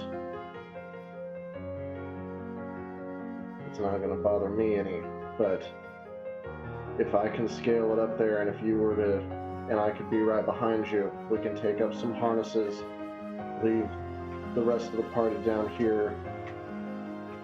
We'll see what we can do.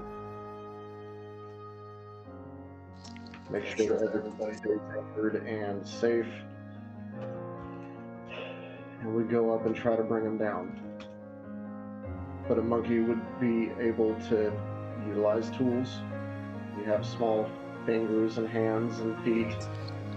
Yeah, I'm familiar. Yeah, I mean, I'm willing to try.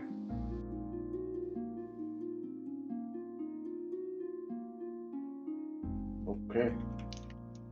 Do you want me to climb up behind you and let you get a head start? Give you some rope to go up there with you? Yeah, that's fine.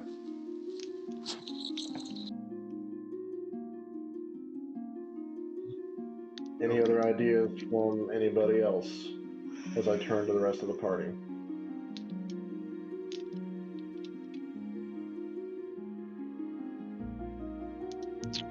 Sounds like that's the only alternative to moving forward for the rest of the 200 feet. Too exhausted to speak, I understand. Well, I'm gonna, since we have 200 feet left to go, and each climbing kit comes with 10 pythons, you said? Yep. Can we take 10 more? Maybe 5 apiece from everybody else's kits for now. Sure, if you would like to try to coordinate that, that's possible. So that would be 5 from Eclipse, 5 from Andy, 5 from Zizix, 5 from Carcass. Or rather, no, I think that would be it, because then you got one. You'd have 10. So that would give us 25 pythons to go up the rest of this mountain.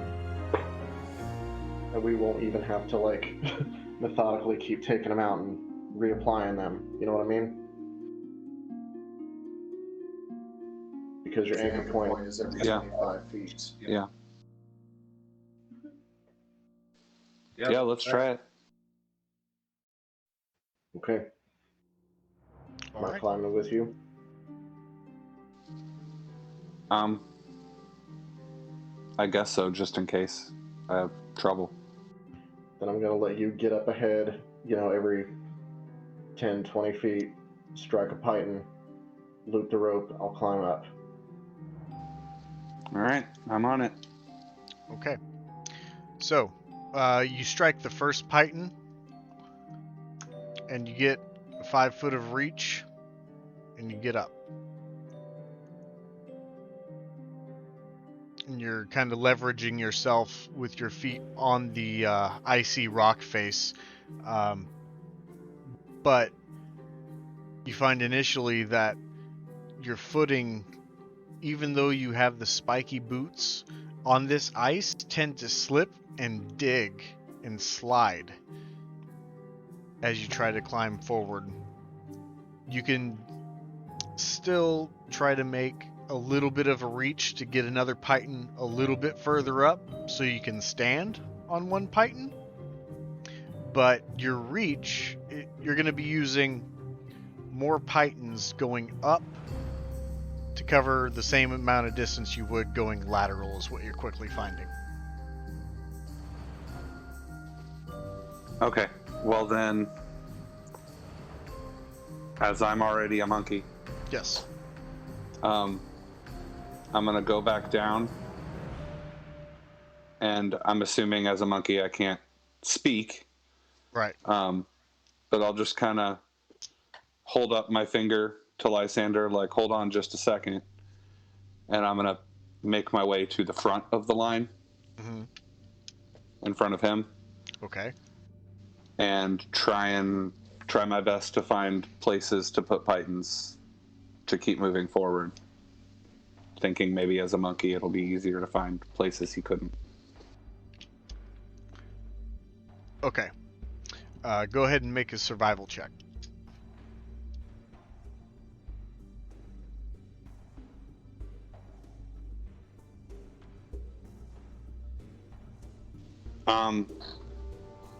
Alright. That's 6. As I'm having trouble, could I possibly motion for Lysander to come help me? Yes. I would say that is accurate as you are handling your monkey business. Word.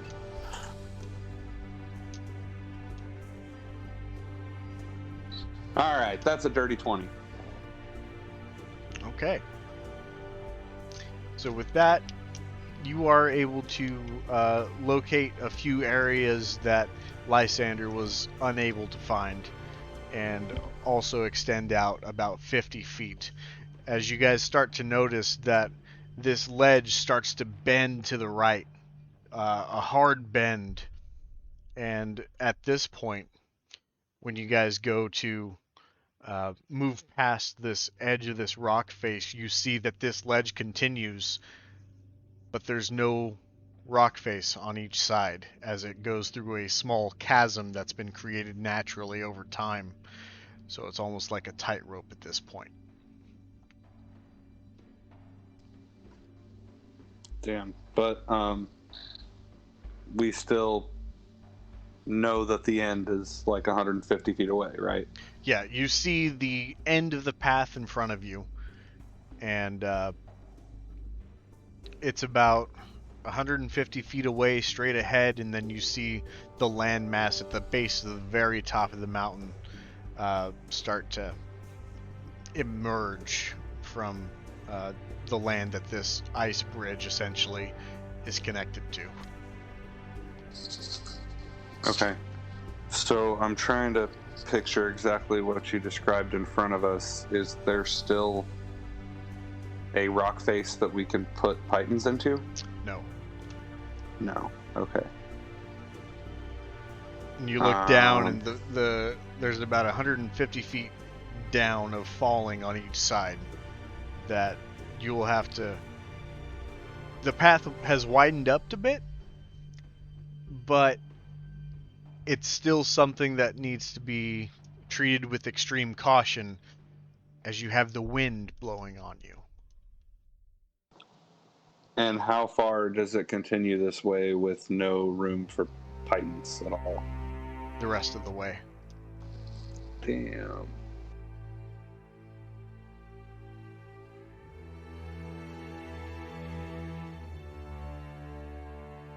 But because you are not needing or not using the pythons, the path has widened up enough to be able to walk normally.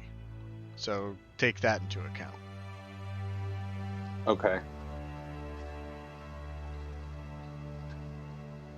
Well, I guess I can't talk because I'm still a monkey. I'm gonna turn to Lysander and do the motion of like, come on, and then I'll do the motion of like, but slow.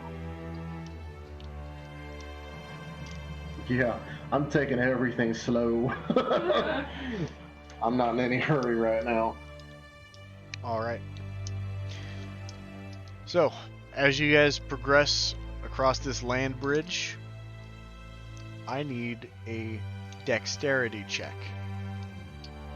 Mind you, as I'm walking across this, I am like crawling on my belly so as not to catch any wind resistance. Or Okay, so we're crawling across? I'm going to, yes. I mean, I kind of am too, but monkey. So Yeah, I think lowering yourself is actually the way to avoid getting shoved off by the wind. So Yeah. Yeah, I'm scooting across my metal belly, across this land bridge. Okay. This is 150 feet. Yes. Ooh. All right. So if you are progressing across this on your belly, this will be turned into a strength check as you are pulling yourself forward. okay, I rolled a 13 on my check, so +2 for strength would be 15. Okay. Was that at disadvantage with exhaustion? Oh, I forgot that.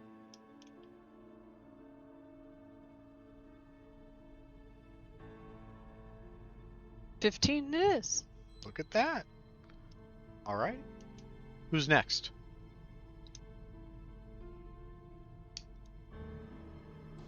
I'm not sure what monkey stats are. I will find them for you. I appreciate that. Roll a d20. Okay.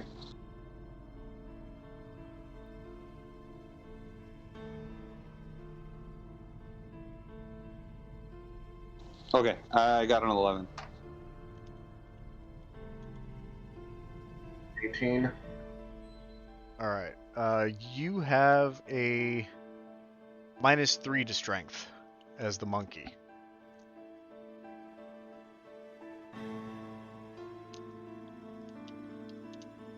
Unless you specify perhaps a gorilla of some sort. But I think your intention was to climb, so that was probably not a gorilla. What about Dex for a monkey? It's +2. I'd like to go with that instead, then, please. Okay. We'll let that go this one time. So as the monkey, you're already leading the way, and you start just walking across normally, kind of hunkering down, staying low. Lysander, I heard you say a number. Yeah, I got 18. Okay. Who's next? Zuzu's got a 13. Is this a strength or dexterity? The strength. Do I need a dex? No, it just depends on whether or not you are crawling across or walking across. Oh, so crawling would be dex? Crawling would be strength because you're pulling yourself along this land bridge. Yeah. Then I'd be crawling. Okay. And then who else needs to say their number? I'm crawling, and I got a 19. Okay. Carcass? Oh no, I got the 6. Are you crawling or walking? Oh, I would crawl. So Carcass catches a little bit of issues. He's not falling over to the side, but his muscles are starting to really get sore from all this climbing. It's not something that Minotaurs are used to doing. And he actually accrues 1 point of exhaustion during this time.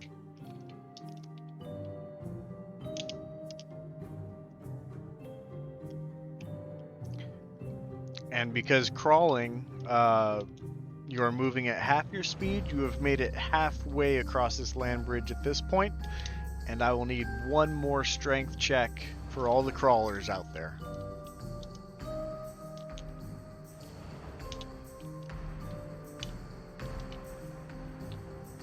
With another 13. Very nice. 21. Okay. And 18. All right. Ugh, with disadvantage, I got a 5. All right. I got an 11. Okay. Is that everyone, or is there anyone else? Mine would be a Dex, right? Do you need me to roll that too? Yeah, go ahead. Actually, no. Because you were walking, you made it all the way across. Oh, nice. Cool. So the group stealth check passed, so you guys do enough to be able to assist Andy where she's starting to struggle with her exhaustion, and make sure that she keeps up with pace, and you guys all crawl across this land bridge safely. Oh my god. Woo! Now, I would like the monkey to make a perception check. Your wisdom is a +1. Word. But if yours is higher, I think you keep yours, actually, now that I think about it. Oh. Even better.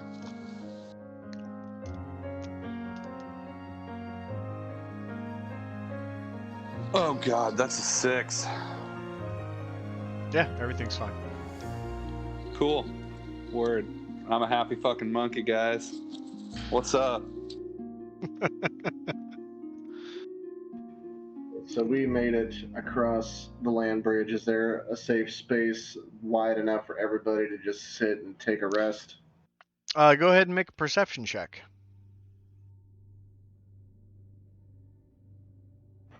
An 11. Not too far from where you are, you actually see a cave.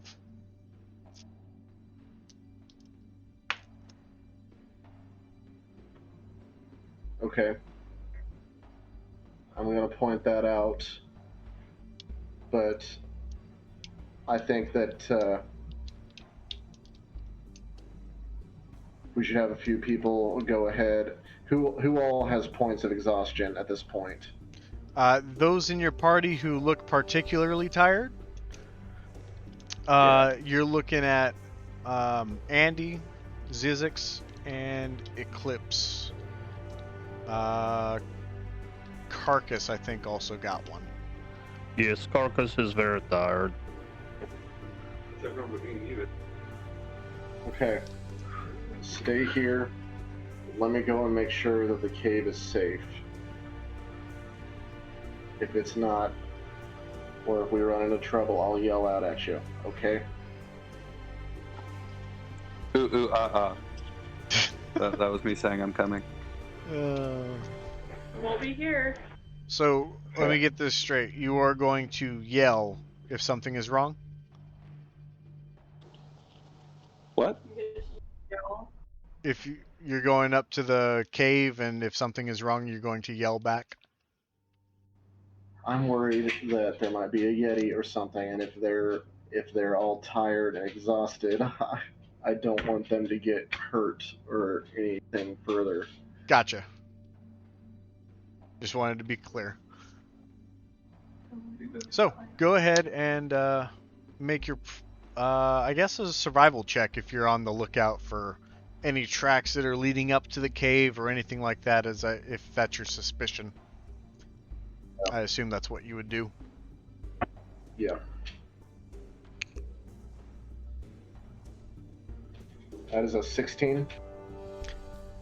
So, the first thing that you come across is you see a pool of frozen blood about 150 feet away from the cave as you start to approach it. The next thing that you spot are multiple sets of tracks, some of them humanoid, but there seem to be different sizes of some sort of creature's tracks that you see that you can point out as different. Are there any that look like they would be...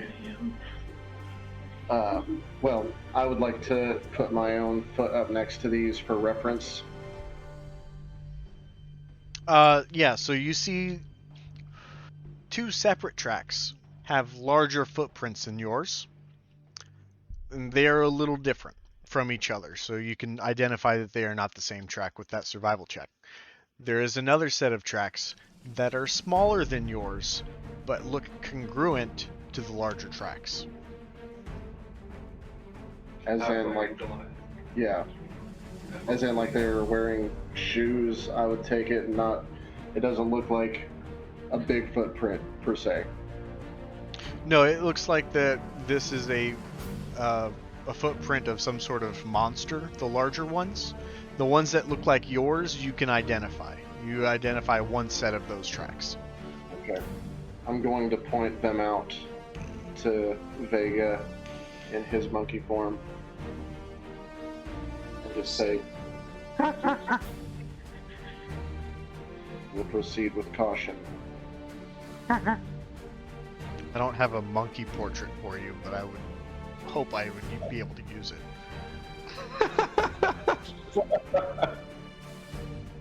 I have creatures that are from the ice area. I don't have monkeys. Yeah, that's fair. In any case, Lysander points out these different tracks to you, and you note them in your monkey head.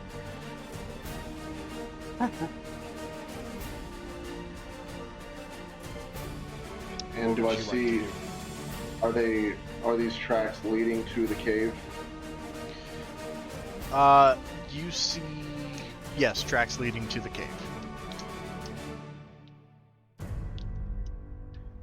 I'm going to follow them in slowly. In fact, Okay. I'm going to step in.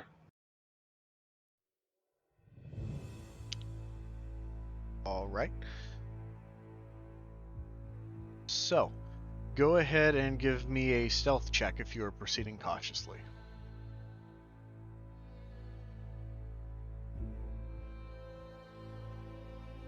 That is an 18. I'm sorry, 17. 17. So, as you start to approach, you hear the sounds of the wind blowing up perpendicular to the opening of this cavern, creating a kind of sound. And as you start to get closer and you creep forward, you start to hear the voice of someone saying, "Ah! Let me go!" Or you cut out, they said what? "Ah! Let me go!"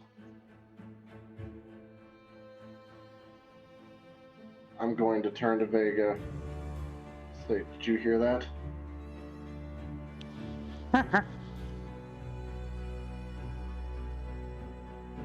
Okay. That's I'm gonna keep stealthing into the cave. Okay. So,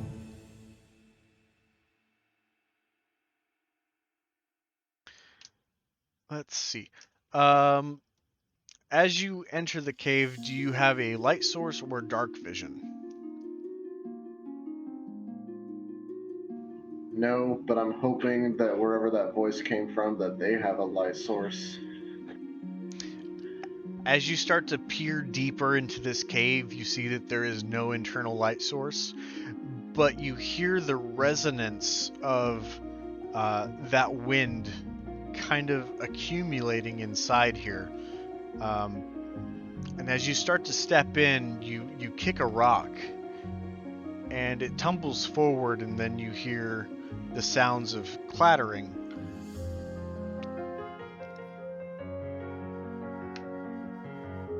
As this small pebble seems to have been kicked a few feet in front of you and started rolling down something.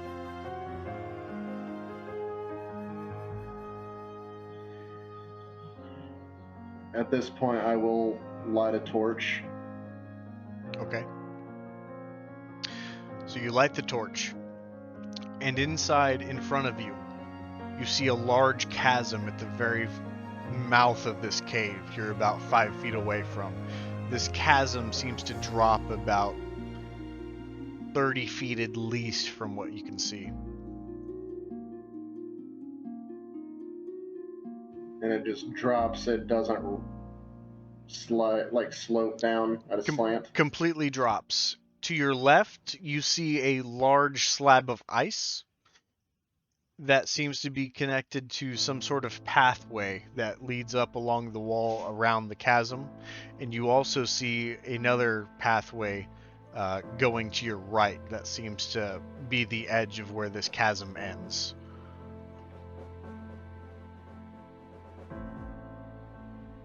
A pathway, you say? Yes, so basically imagine the entrance of a cave, but there's a large hole about 25 feet wide in a circle. Okay. And then there's two pathways that are arched and going around this hole in the middle of the cave. Do any of them lead downward? No, they all are surface level.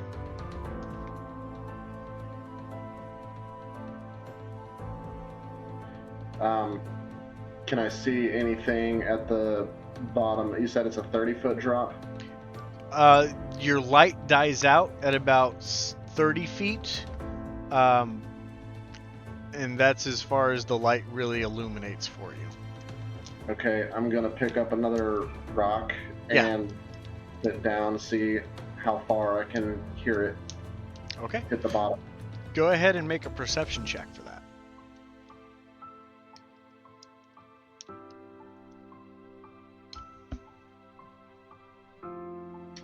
That was a nat 1. It's really hard to say. You kind of lose sight as the pebble as you tossed it over. And then any sound that you're looking for is drowned out by the windy echo of the cave being blown by wind. I'll try again. All right.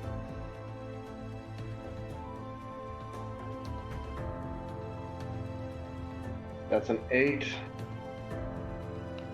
With that, you are able to hear that the pebble is still clattering up against the wall past where you lost track of it.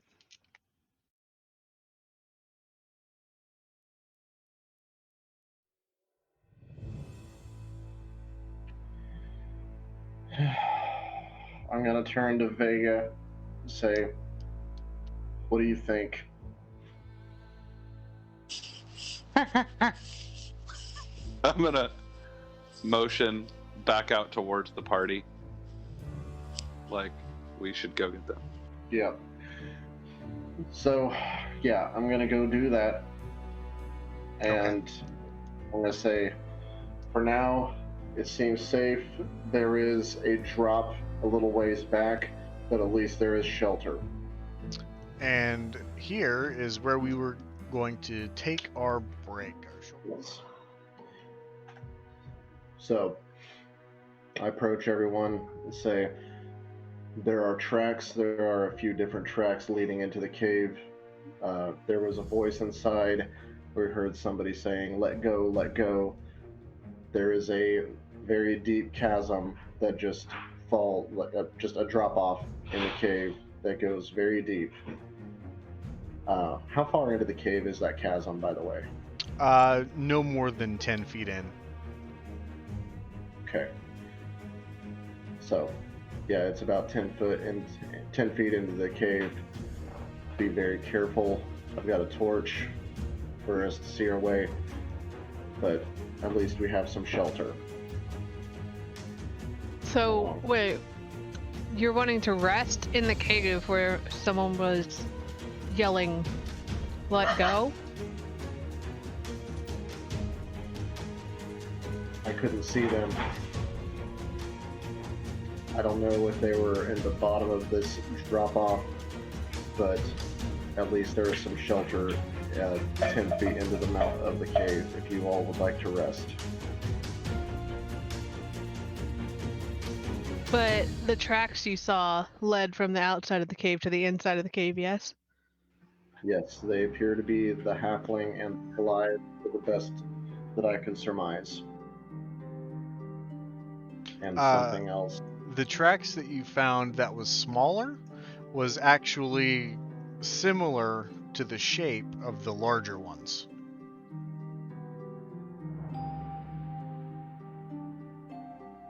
Oh. So that changes my perception of the reality we might be in. Shit. Okay. Now, you did hear a voice that is kind of similar in pitch to Zizix's, if that makes sense, so you're not half wrong. Okay. It might be the Yeti and a younger one in that case. So, they're in the cave somewhere. I believe so. It's probably not safe to rest in the cave. They're also in the cave.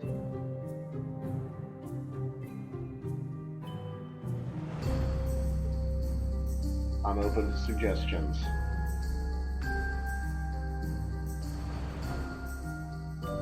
I'm ready to go inside.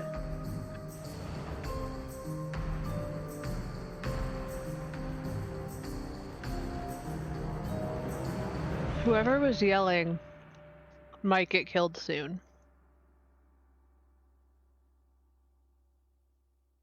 Then, if you feel up to it,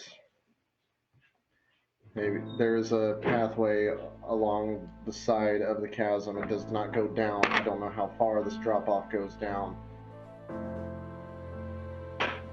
Maybe there's another way in.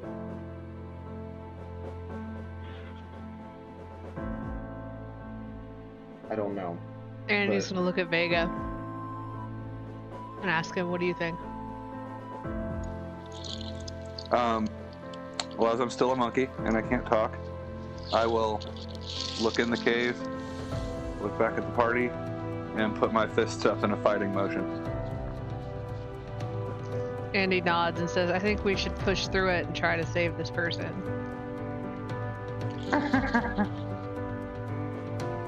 Okay. I didn't want to drop my torch down into the chasm yet to see how far it went down in case that it might alert something, but I don't know what else to do right now. At Well, this point. If they're in there, there's got to be a path. So I'd say we look for that before we drop anything down. Okay. Let's go. Okay. All right. So, party collects themselves and goes into the cave. Can I please have a marching order?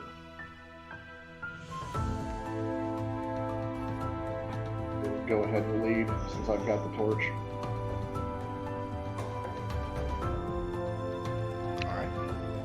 I'm going to stay towards the center so I can be as close to everyone as possible in case anyone needs healing. Okay. And then who's taking up the rear? Monkey? Sure. All right. So, as you start to head into the cave, the torch from Lysander illuminates the inside, and you see that there are two pathways that go around this chasm and then disappear behind the rock wall towards the back. As he starts to venture in deeper, and Zizix with your dark vision and Eclipse with your dark vision, you can see down further into this chasm, and you see that it goes beyond your distance of seeing as well.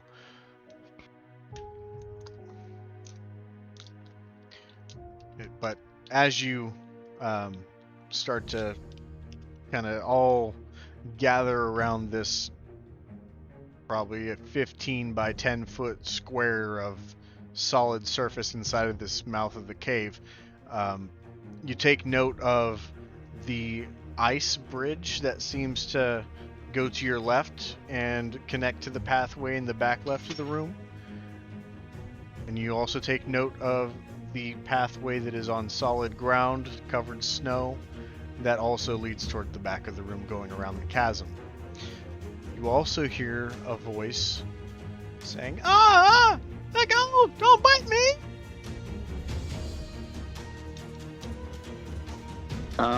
Which way is the voice seeming to come from?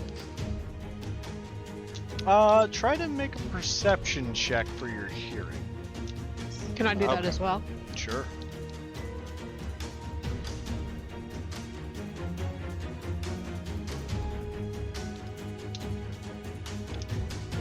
I got a 21.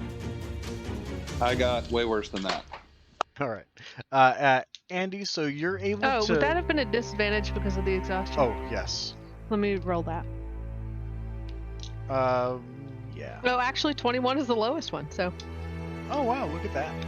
Nice.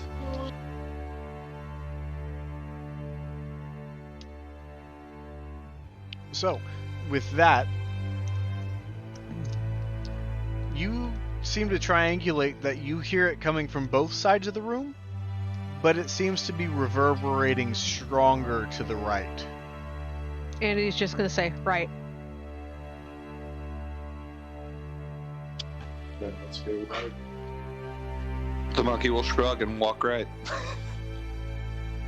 Okay. And as you move to the right, you see that this pathway immediately on your right, you see another drop off. There's another 10-foot wide chasm on this side of the cave walkway as well. And it seems to drop down equally as far as the other chasm, according to the eyesight of Zizix and Eclipse. As you start to head back into the cave, your light reaches further, and you start to see shreds of armor and blood. It's bright red blood. It looks fairly fresh. And then you start to see bones. You see a large, what looks like a leg bone of some sort. And then you see a few more that are smaller, and they have maybe 12 that look alike. You start to see a spinal cord, or a spinal column. Further in, you see what looks like the remains of an arm with a hand still attached. And this is a large hand, very large hand. Would you say Goliath size? Goliath-sized? Some would say Goliath-sized. Yeah, that checks out. And as you get to the walkway and turn right, the path immediately turns to the left, and as you start to veer left, you see sitting into the corner a severed head. Some sort of man of quite a large stature. Poor guy. Andy's just gonna scoff in disgust and look away. Just clearly revolted.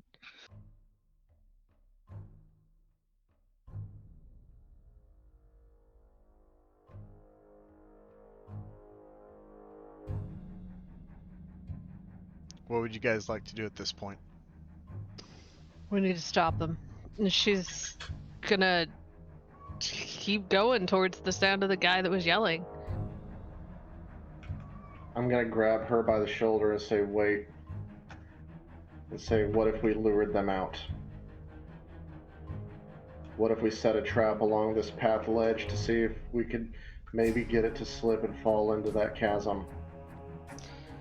We'd be losing the element of surprise, and taking the time to make a plan to do that right now might cost this person his life. Very well. Then let's keep moving. Okay. Lysander, you still leading the way? Yeah. Okay. As you turn the corner, you see a small female halfling shoving off this small Yeti Tyke as it seems to be pouncing and pushing and pulling on the hair, nibbling on the shoulder, and then dragging this small halfling around the room and swinging it into a circle and tossing it over to the side of the room, and then jumping up and down excitedly, looking back towards the halfling, begins to start charging at it again, and the halfling cries out, "Oh no!" Andy's gonna put herself between them. Okay. And Andy, you rush forward and you stand in between this Yeti Tyke and this halfling, and you scare the living shit out of this Yeti Tyke. And it lets out a squeal, and it starts to run back into the cave. At this point, Andy's gonna look to the halfling and reach out to help, and look to the others and say, we should just leave now. Like, let's get her out of here. And if we have to fight, we will, but like, let's just try and get out while we can.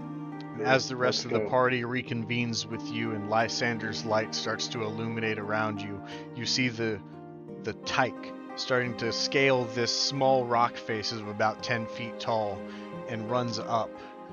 And the light emitting from Lysander's torch reveals a Yeti standing overlooking the small room and lets out a roar. I would like everyone to roll initiative.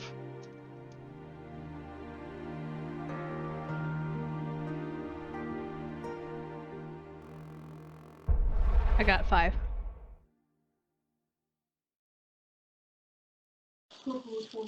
I got 15. I got 6. Hey, doggo. I got a 24. I'm not ready for you guys yet. Hold on. Oh shit, sorry. All good. He said roll initiative. Everyone yell it out now. Hey, that's what I had.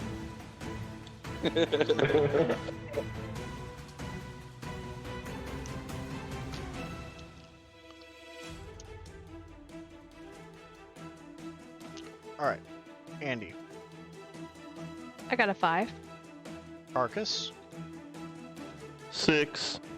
Eclipse, 24. Zizix, 19. Lysander, 6. and Vega. 15. 15, that's right, 5T. Yes, yes. All right.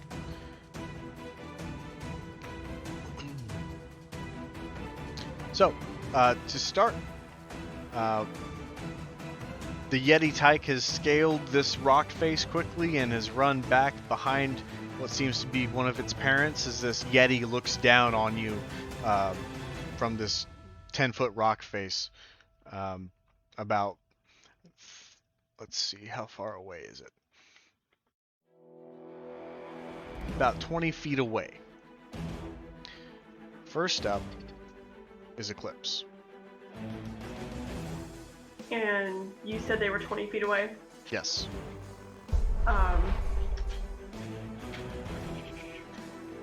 Could I use my Breath of the Dragon since it is 20 feet? Yeah, you absolutely could. So I will do that with fire damage. Okay, and that's a dex save?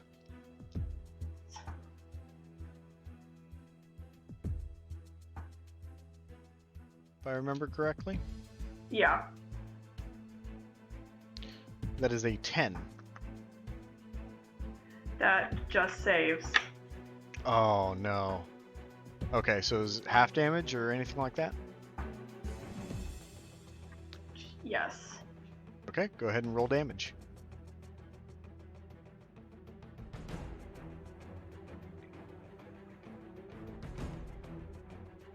That's 3 points of damage. 3 points of fire damage, alright. What else would you like to do?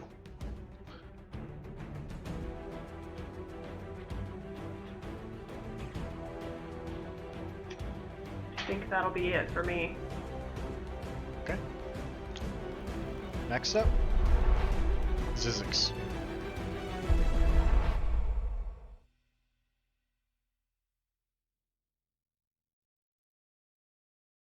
What would you like to do?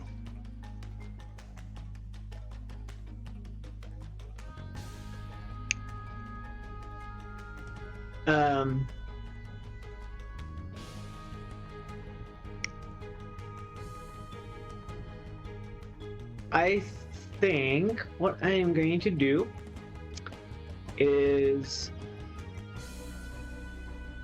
1 sec.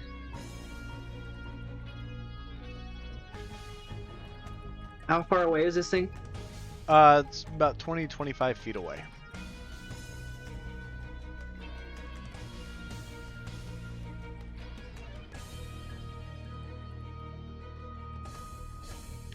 Okay, so Zizix is gonna hold his shield up right in front of him, Mhm. and it's gonna start emanating a green energy, and it's going to shoot Ray of Sickness at the Yeti. Okay.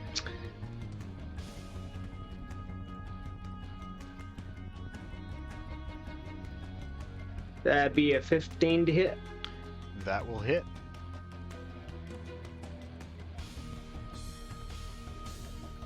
and make a con save. Okay. That's gonna be a 17. And that saves.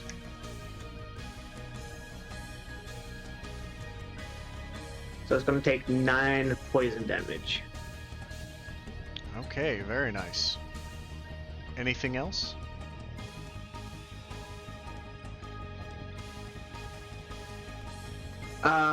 I am going to command Oliver to go over to the halfling and protect the halfling. Okay. So Oliver goes in front of the halfling and stands in front and faces the Yeti. Is that it? And then he's going to make his force damage attack. Okay.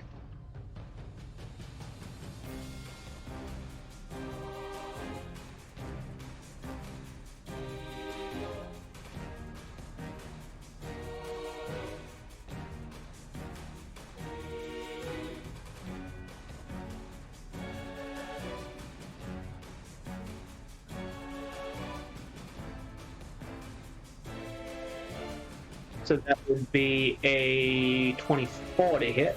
That's definitely going to hit.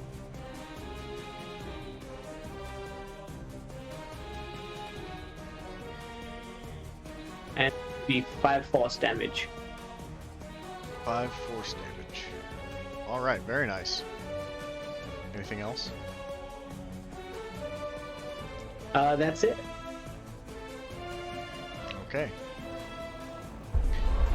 Next up is going to be the Yeti, who is going to take the brunt of the fire breath damage and the ray of sickness and let out a guttural roar as it leaps down from the rock face directly in front of Eclipse. Sorry, cat distraction.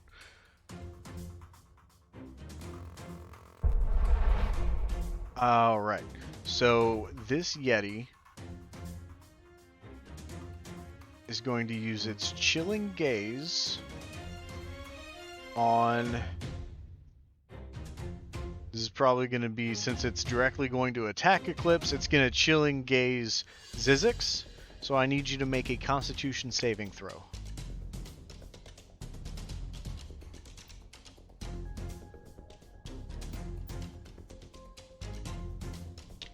That would be a 23.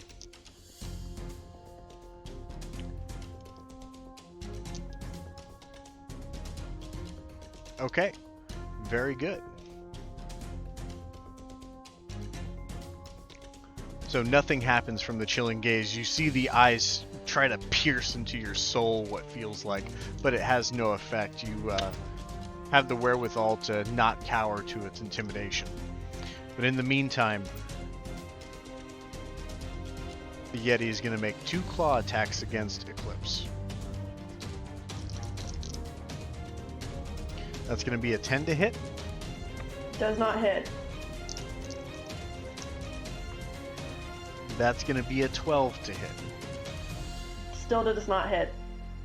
So the Yeti, seemingly startled by your presence, starts to swing wildly, and Eclipse is able to dip, duck, dive, and dodge its way to avoiding each attack. And that's going to end the Yeti's turn. Which will bring us to Vega, who is a monkey, not an elephant. Yeah, I don't see being a monkey as being super helpful in this situation, so I'm gonna drop that shit as a bonus action. Okay. So I'm my wonderful elephant self again. And I'm gonna try and cast Animal Friendship. It's just the one Yeti and then the Tyke that are in the room, right? Yes. How far away is the Tyke? The Tyke is going to be about 20 feet away. Okay, then I'm gonna cast it at a 2nd level, so I can affect both of them with it. Okay. So, spell that you convince a beast that you mean it no harm. Choose a beast that you can see within range. Higher level, you can choose 2. If the beast's intelligence is 4 or higher, the spell fails. Otherwise, the beast must succeed on a wisdom saving throw or be charmed by you for the spell's duration. So, wisdom saving throw, unless it has a higher intelligence than a 4. The spell oddly fails. Fuck. I did not expect Yetis to be that smart. Okay. It's not even that they're that smart. They are technically monstrosities and not beasts. Oh, wonderful. Cool. Well, that was a waste of a second level spell. I'm and very an sorry, action, man. But you live and you learn. Very sorry. No, that's fine. I wasn't sure if that would work or not. I didn't know, one, if they'd be that intelligent, or apparently if they were beasts or not. So, I've already used my bonus action and my action, so I guess that's really all I can do. Okay. But I'm an elephant again. You're an elephant again. Yeah. Hi guys, I can talk now. And this brings us to the Yeti Tyke. The Yeti Tyke is standing up on the rock face, and it seems to be cheering and playing cheerleader. And then it reaches down and it grabs a rock and it tries to hurl it at Andy, because Andy interrupted it from playing.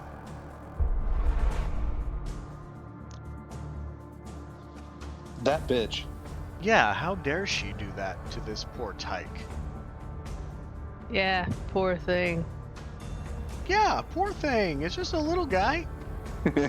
Not that big. Like that big. Alright.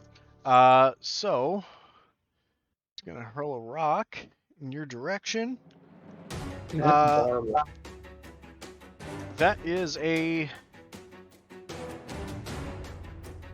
17 to hit. That's a miss. Okay. The rock misses wide, and you hear the Yeti Tyke almost cry in frustration and start to bang its hands against the ground as it starts to reach for another rock. But it seems to spend a little bit of time trying to look for another one. It doesn't find one that it likes. Next up is Carcass. Okay. Since my good friend told me to protect the Eclipse, and this thing has tried to hit her twice, I would like to rage, Okay. and then I will attack it with my great axe. Go for it.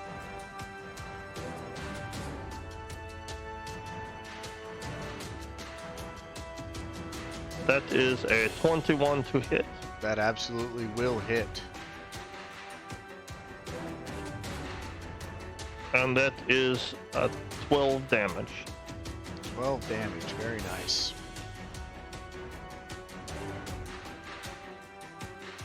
Anything And else? Since I raged, that is all I can do. Okay. And next would bring us to Lysander.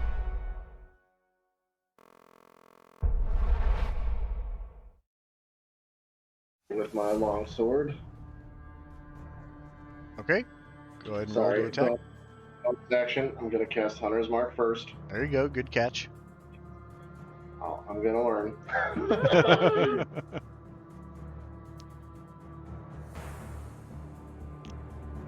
Ooh, that is a 25 to hit. Oddly, that misses. Kidding, obviously, that hit. I was like, Like- excuse me? I was about to get super worried about this fight. Oh my god, does this thing have legendary actions for some reason? That is my audible cue for legendary action, isn't it? Yeah. That got me worried for a second. Alright. Alton, send me a monster block for a legendary Yeti. Alright, that is 13. Alton, do not do that. Sorry. 15 damage total. I'm sorry, 15 or Mine- 14? 13. 13, okay. One of the teens. What would you like to do now? Oh, wait. Hold on. Hold the phone. Hold on. Wait a tick.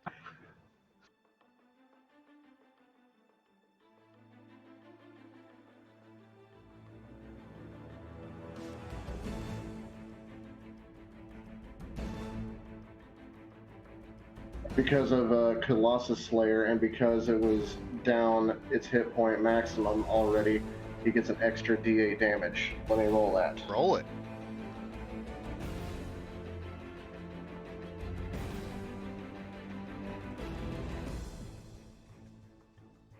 Yes, that is an extra 8 damage. No way. Okay. Sick. Way. So you strike this Yeti with your longsword so gracefully and effectively that this Yeti falls down flat onto its face.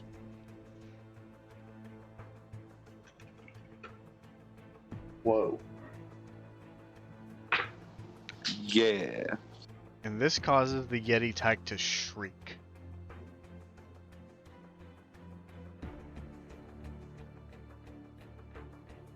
Anything else you would like to do, Lysander? That is all for my turn. Okay.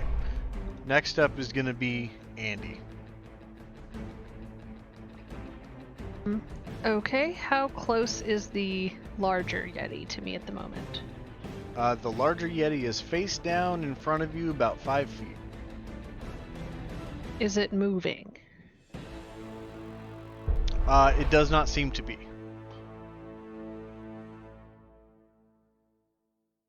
Andy's gonna glance at the others and say, is it dead? That would be surprising. Just to be sure, Andy's gonna smack it with her warhammer.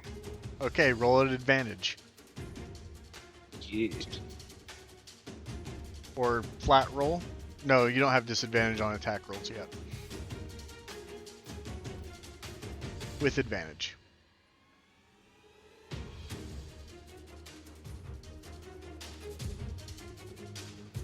I'm not gonna roll again because I just rolled a nat 20. So, I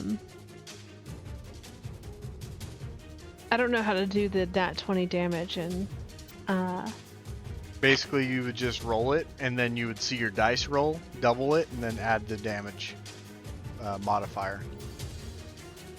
oh, it automatically did it after the natural 20. Oh, that's cool.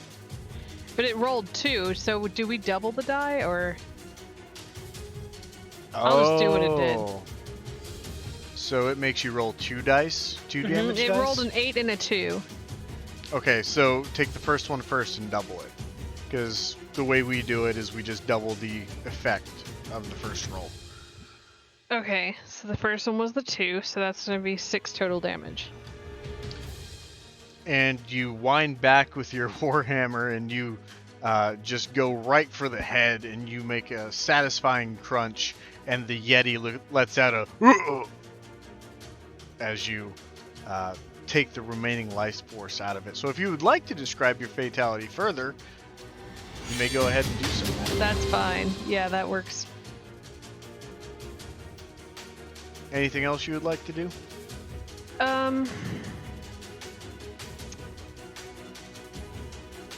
Is the Yeti Tyke old enough to survive on its own?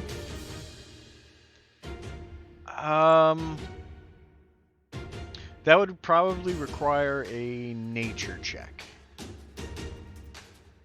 So I'll have to wait till next turn to do that. But Andy is going to look to the others and say, I'm not killing a kid. Okay. I will if it attacks me. It doesn't know better. And that brings us to Eclipse. I'm not gonna hit him either. Okay. Zizix? Very cautiously, he will keep on his, on his guard and just be very cautious, but not attack. Alright. And the Yeti Tyke at this point is continuing to yell and just pound its fist frantically into the ground. It stopped looking for a rock. It realizes something's wrong with its mother. And seems to be signaling in distress quite audibly. And from the mouth of the cave, you hear another guttural roar.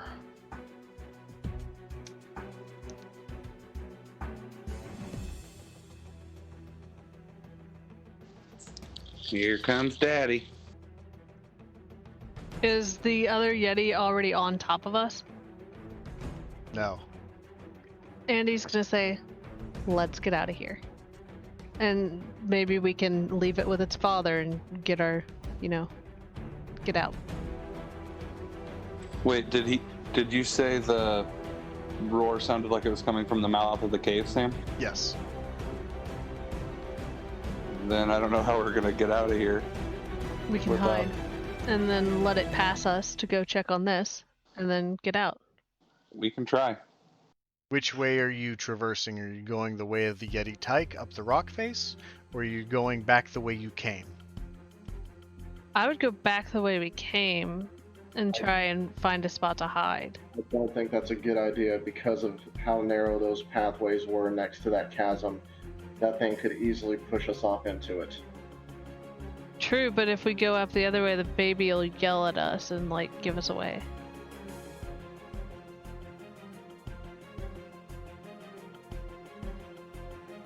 We're between a rock and a hard place. Rather, a rock and a Yeti. If worse comes to worse, Vega, you could always try your talking to animals thing, see if it works. And just explain, Yeah, I don't know how civil Yetis tend to be, but Probably not, but if we you just say, murdered his bitch, either so we he's kill you probably not too- gonna want to talk too much. you could say either we kill you too, or you back off. Yeah, I mean, I thought about trying that, but I thought about trying that with the kid. I don't know about The kid's not the good. dad because I mean, we just killed his woman. He's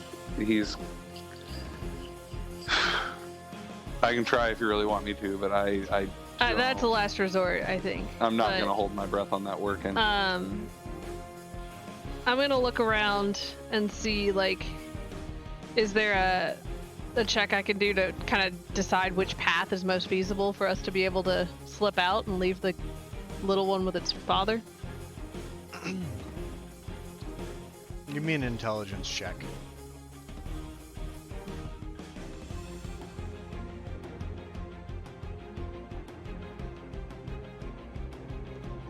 That's a 12. In your eyes, it's pretty much a coin flip.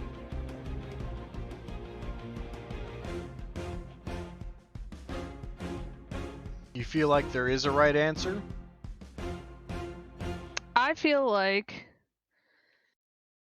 the only way the little one's not going to point us out is if we go back the way we came, and once the dad goes in, probably through the way up the rocks,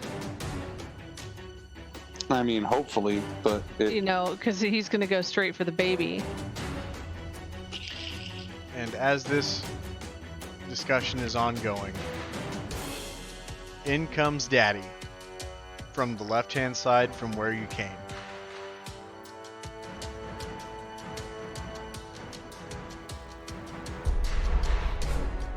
Well, there goes that. You're just gonna have to fight it. Sometimes you just have to act and not discuss. So, Yeti enters the room, lets out another resounding roar, and it is going to look at Lysander. I need a Constitution saving.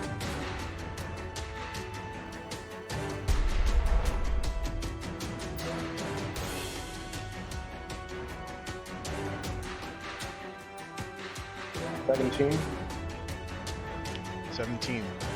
You feel the piercing gaze of this Yeti try to strike fear into your heart, but you're able to resist it because you have no heart.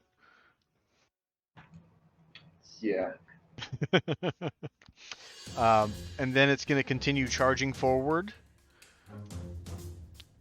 As it notices that its mate has been pulverized to a pulp, it sees Andy's warhammer covered in blood and brain goo, and is going to try and attack Andy.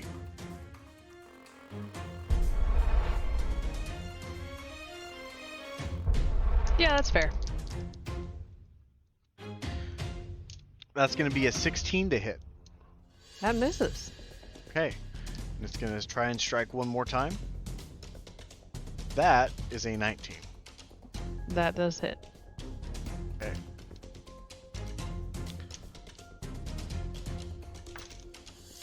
That is going to be 7 slashing damage plus 2 cold damage, so 9 total. Alrighty. That's the end of its turn, and in the initiative order, that brings us next to Vega.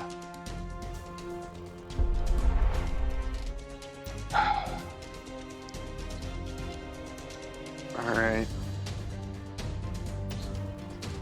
You know what? I may as well try. What can it hurt? Well, hold on. Speak with animals, does that allow me to speak to monstrosities? Because you would know your spell as a druid, now that you realize that a Yeti is considered a monstrosity, you would be able to divine that you would not be successful. Okay.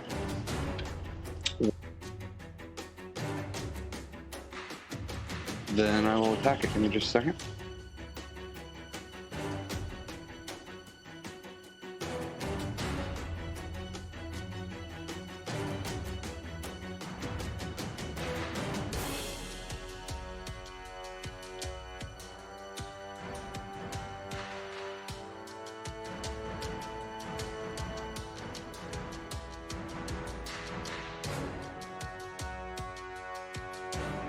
How far away am I from it, give or take?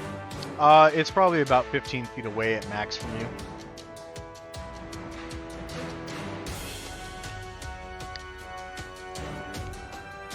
Okay. I'll just run up on it and attack it with both of my weapons. Okay, roll your attack.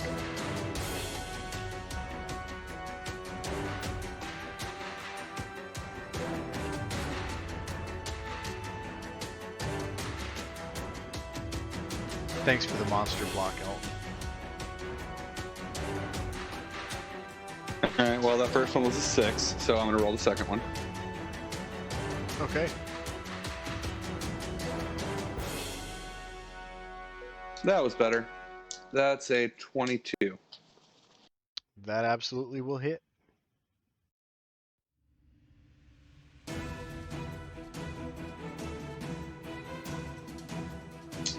Alright, 3 damage. Okay. Anything else? Does anyone in the party look super hurt? I think the only one who actually took damage is Andy this round, and you just saw her get clawed. She's a cleric, so she's probably going to be okay. So I will save the spell slot for now. So that's all. Okay. And that brings us to the Tyke, who's cheering on Daddy, and sees a bad elephant trying to attack Dad. But he finds a rock. He's gonna throw it at you. Bring it on, little bitch.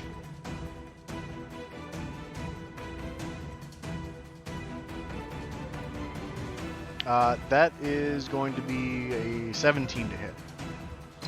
That does not hit. Okay, so this rock bounces at your feet, and the Yeti Tyke is screaming, just in immense frustration that it can't seem to contribute and help its paternal figure. That's going to be what it does. And that brings us to Carcass. Can we talk as a free action, like out of initiative? Yeah. Zizix is gonna yell out to Carcass. Carcass, don't forget that drink I gave you! And I am not going to pay any attention because I am still raging. Checks out. But with that, I do not want this big Yeti to attack the kitty. So I am going to draw its attention by Alright. throwing a javelin at the Tyke. Okay. Oh shit!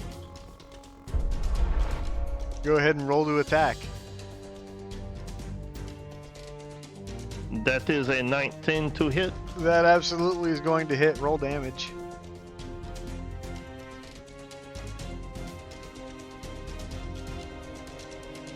That is 6 damage plus 2 from my raging, so 8 total. And you hurl this javelin true. And it flies directly towards the Tyke. Please. Describe your fatality. I would like to just chuck it with all of my giant strength that I have and impale him right through the neck. And then turn to the big Yeti with just a giant smile on my face. And you hear the raging screams of the Yeti Tyke turn into a gurgling, guttural whimper. And then it gets quiet. And seemingly silence drops into the room. The halfling says, "Oh shit!" And the Yeti looks directly at Carcass. And you see it drop its head and tilt sideways and give the loudest roar that you have heard in this reverberating chamber to speak of yet. I would like to roar back at it. And you do so. Next up is Lysander. I'm going to take this opportunity now that Daddy Yeti is so distraught to recast my Hunter's Mark to put it on him instead and hit it with my longsword. Okay. Go for it. That is a 21. That's gonna hit.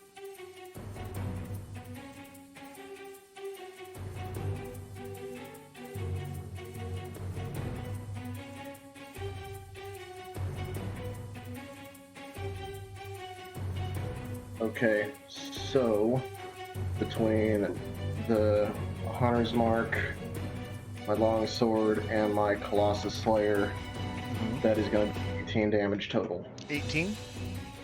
Sir. Very good. Anything else?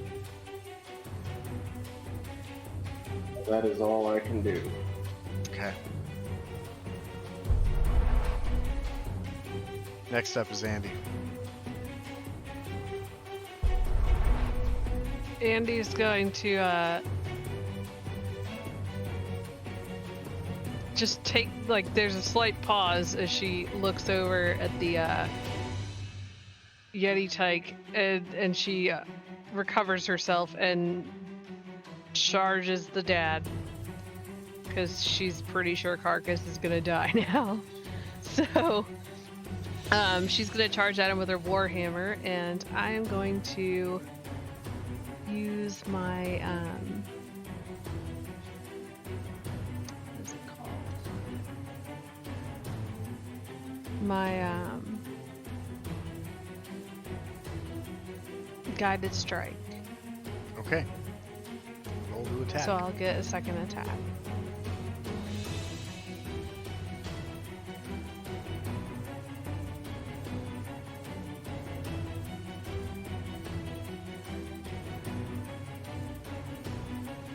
Sorry, I'm having trouble with my sight. You're fine.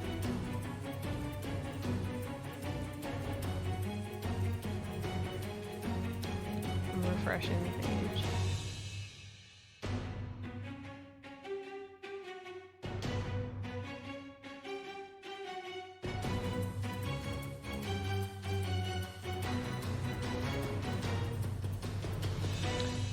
Clara, yes, we are offing children this campaign, but we have also offed children in the previous campaign.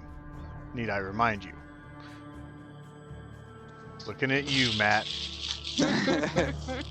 To be fair, though, this child is kind of not a child. It's like it's a baby monster. It's still a No, monster. don't leave it. Okay, so the first one is a 14 to hit. That will hit. Great. That's gonna be 4 bludgeoning damage. Okay. And Roll then your I'm next gonna attack. use my Boar Priest thing.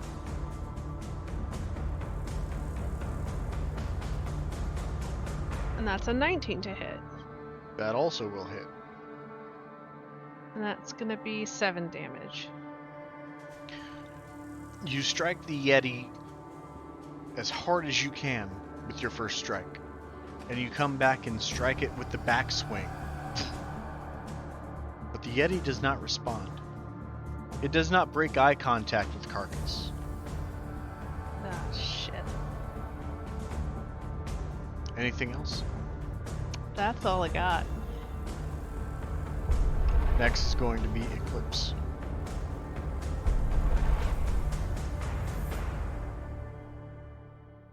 Okay. I am gonna spend a key point to do Breath of the Dragon again. Okay. Let me mark that real quick. We are gonna do poison damage. Okay. That is a dex save. That's going to be a 13.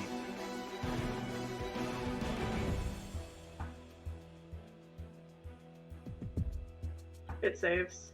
Okay. I'm going to roll damage and half it.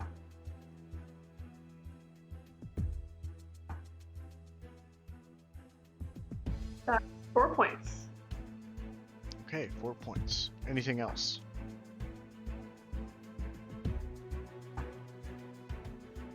Nope, that's it for me. So you use your dragon's breath and you spray poison in the direction of this Yeti. And it remains stoic. Eyes gazed on Carcass. The iridescent green that has accumulated on the white fur of this creature paints its back and its side. And it uses its hand and it tries to claw into its own arm that had been doused in green. And it looks at its claw and you see the dripping residue of this poison. And it looks back to Carcass. Next up, Zix.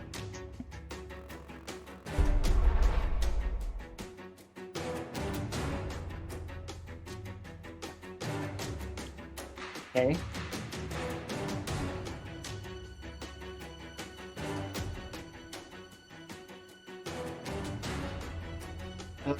This time,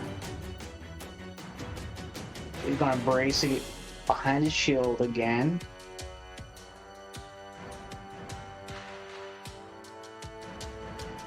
And there's gonna be just this wobbling mass of chaotic energy just comes forth. And distraction with Chaos Bolt. Okay, go ahead and roll your attack. Hey, that'd be a 1-6. That'll absolutely hit.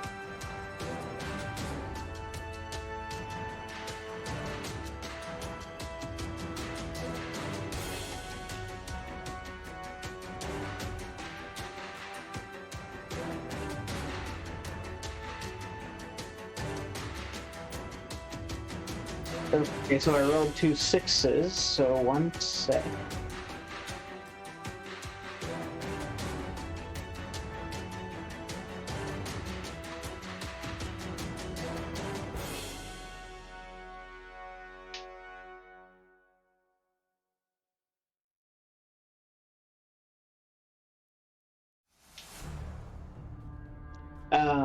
Okay, so that's going to be poison damage, Okay. and then because I rolled the same number on both d8s, it's going to leap from the main Yeti to the Tyke. So I get to roll another full attack against that. So the Tyke's already dead. Oh, well. Carcass threw a javelin at it and got it right through the throat. Sorry, I guess I missed that one. You're all good. So then All good. it won't lead to anything then. So that's 12 poison damage. Okay. And your poison strike shoots from your shield and hits the Yeti from the other side. And the Yeti remains stoic. It smells the fur that has been tainted with the poison on his opposite side and takes his opposite claw and rubs its claw into the residue as it starts to advance towards Carcass. It is leaving some threatened ranges if you guys would like to take opportunity attacks. Oh yeah, I will. Okay. Yes, please. All right. So Who would you like to roll first? We'll do Andy since she spoke up first, and then Nick, Nick, and then Vega, and then Eclipse. Ooh, nat 20. All right.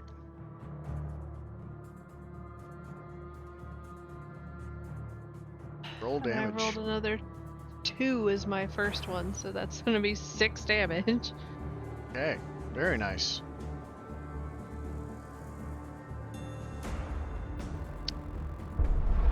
And then Vega.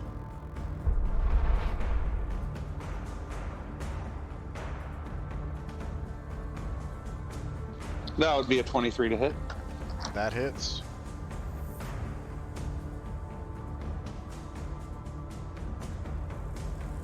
That's 3 damage. 3 damage. Andy lands a clean strike with her warhammer. You land a strike with your scimitar. Lysander, roll your attack. That would be a 10 to hit. That will unfortunately miss. And then Eclipse. That's a 21. That will hit. Damage. And your strike finally gets a reaction out of the Yeti. It makes a grunt as you land your unarmed strike, I assume? Or was it a quarterstaff? Quarterstaff. As you land the quarterstaff into its rib cage, it finally lets out a grunt.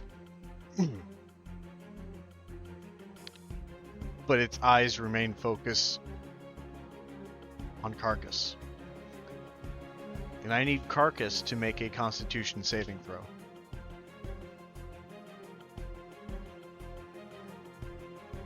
That is 17. You meet eyes with the Yeti as it starts to calmly walk forward. And it winds up its claws to attack. Is a 20 not natural to hit.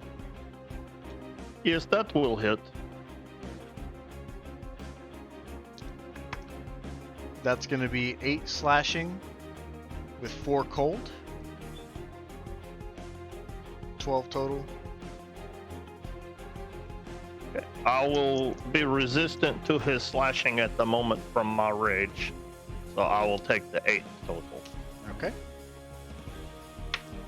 And his second attack is going to be a 17. Yes, that hits Carcass also.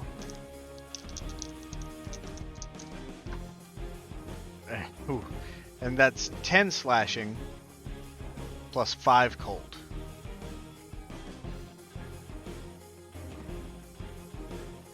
Okay.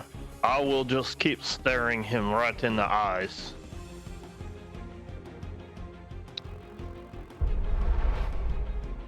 I didn't update the battle map.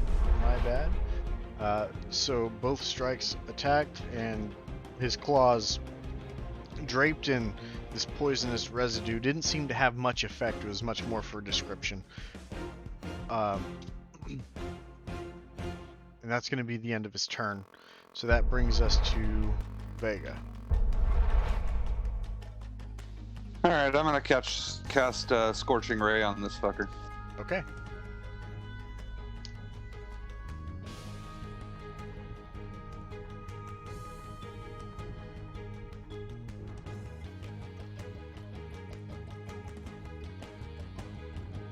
Alright, one of them was a nat 1, which obviously misses. One of them was a 14? Yes, that will hit. Awesome, and the other was a nat 20.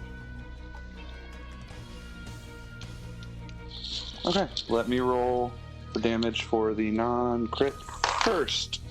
Go ahead and describe your fatality, as it had 1 HP after Eclipse's quarterstaff strike. Good use of a crit. Alright. Yeah.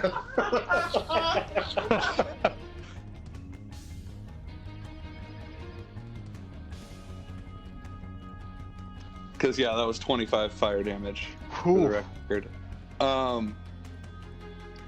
Yeah, as it walks up to Carcass and attacks him a couple times. And then I'm just going to say, fuck this, and just shoot fire. 2 bolts of fire straight at him. Just engulf him. And we have a fiery inferno of a Yeti on fire as it drops to its knees, smoldering in front of Carcass. And with its last breath, it leans away from Carcass and towards the rock face where its Tyke was, before it falls to its side, smoldering and burning until it is lifeless. Andy is going to turn to the halfling and say, are there any more survivors? I think so. Ajax didn't get stuck with us. She made it further up the mountain than I, and my poor companion here.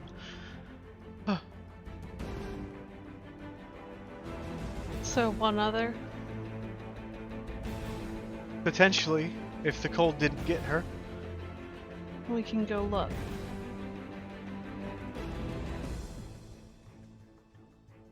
All right. We may want to rest first, yeah? I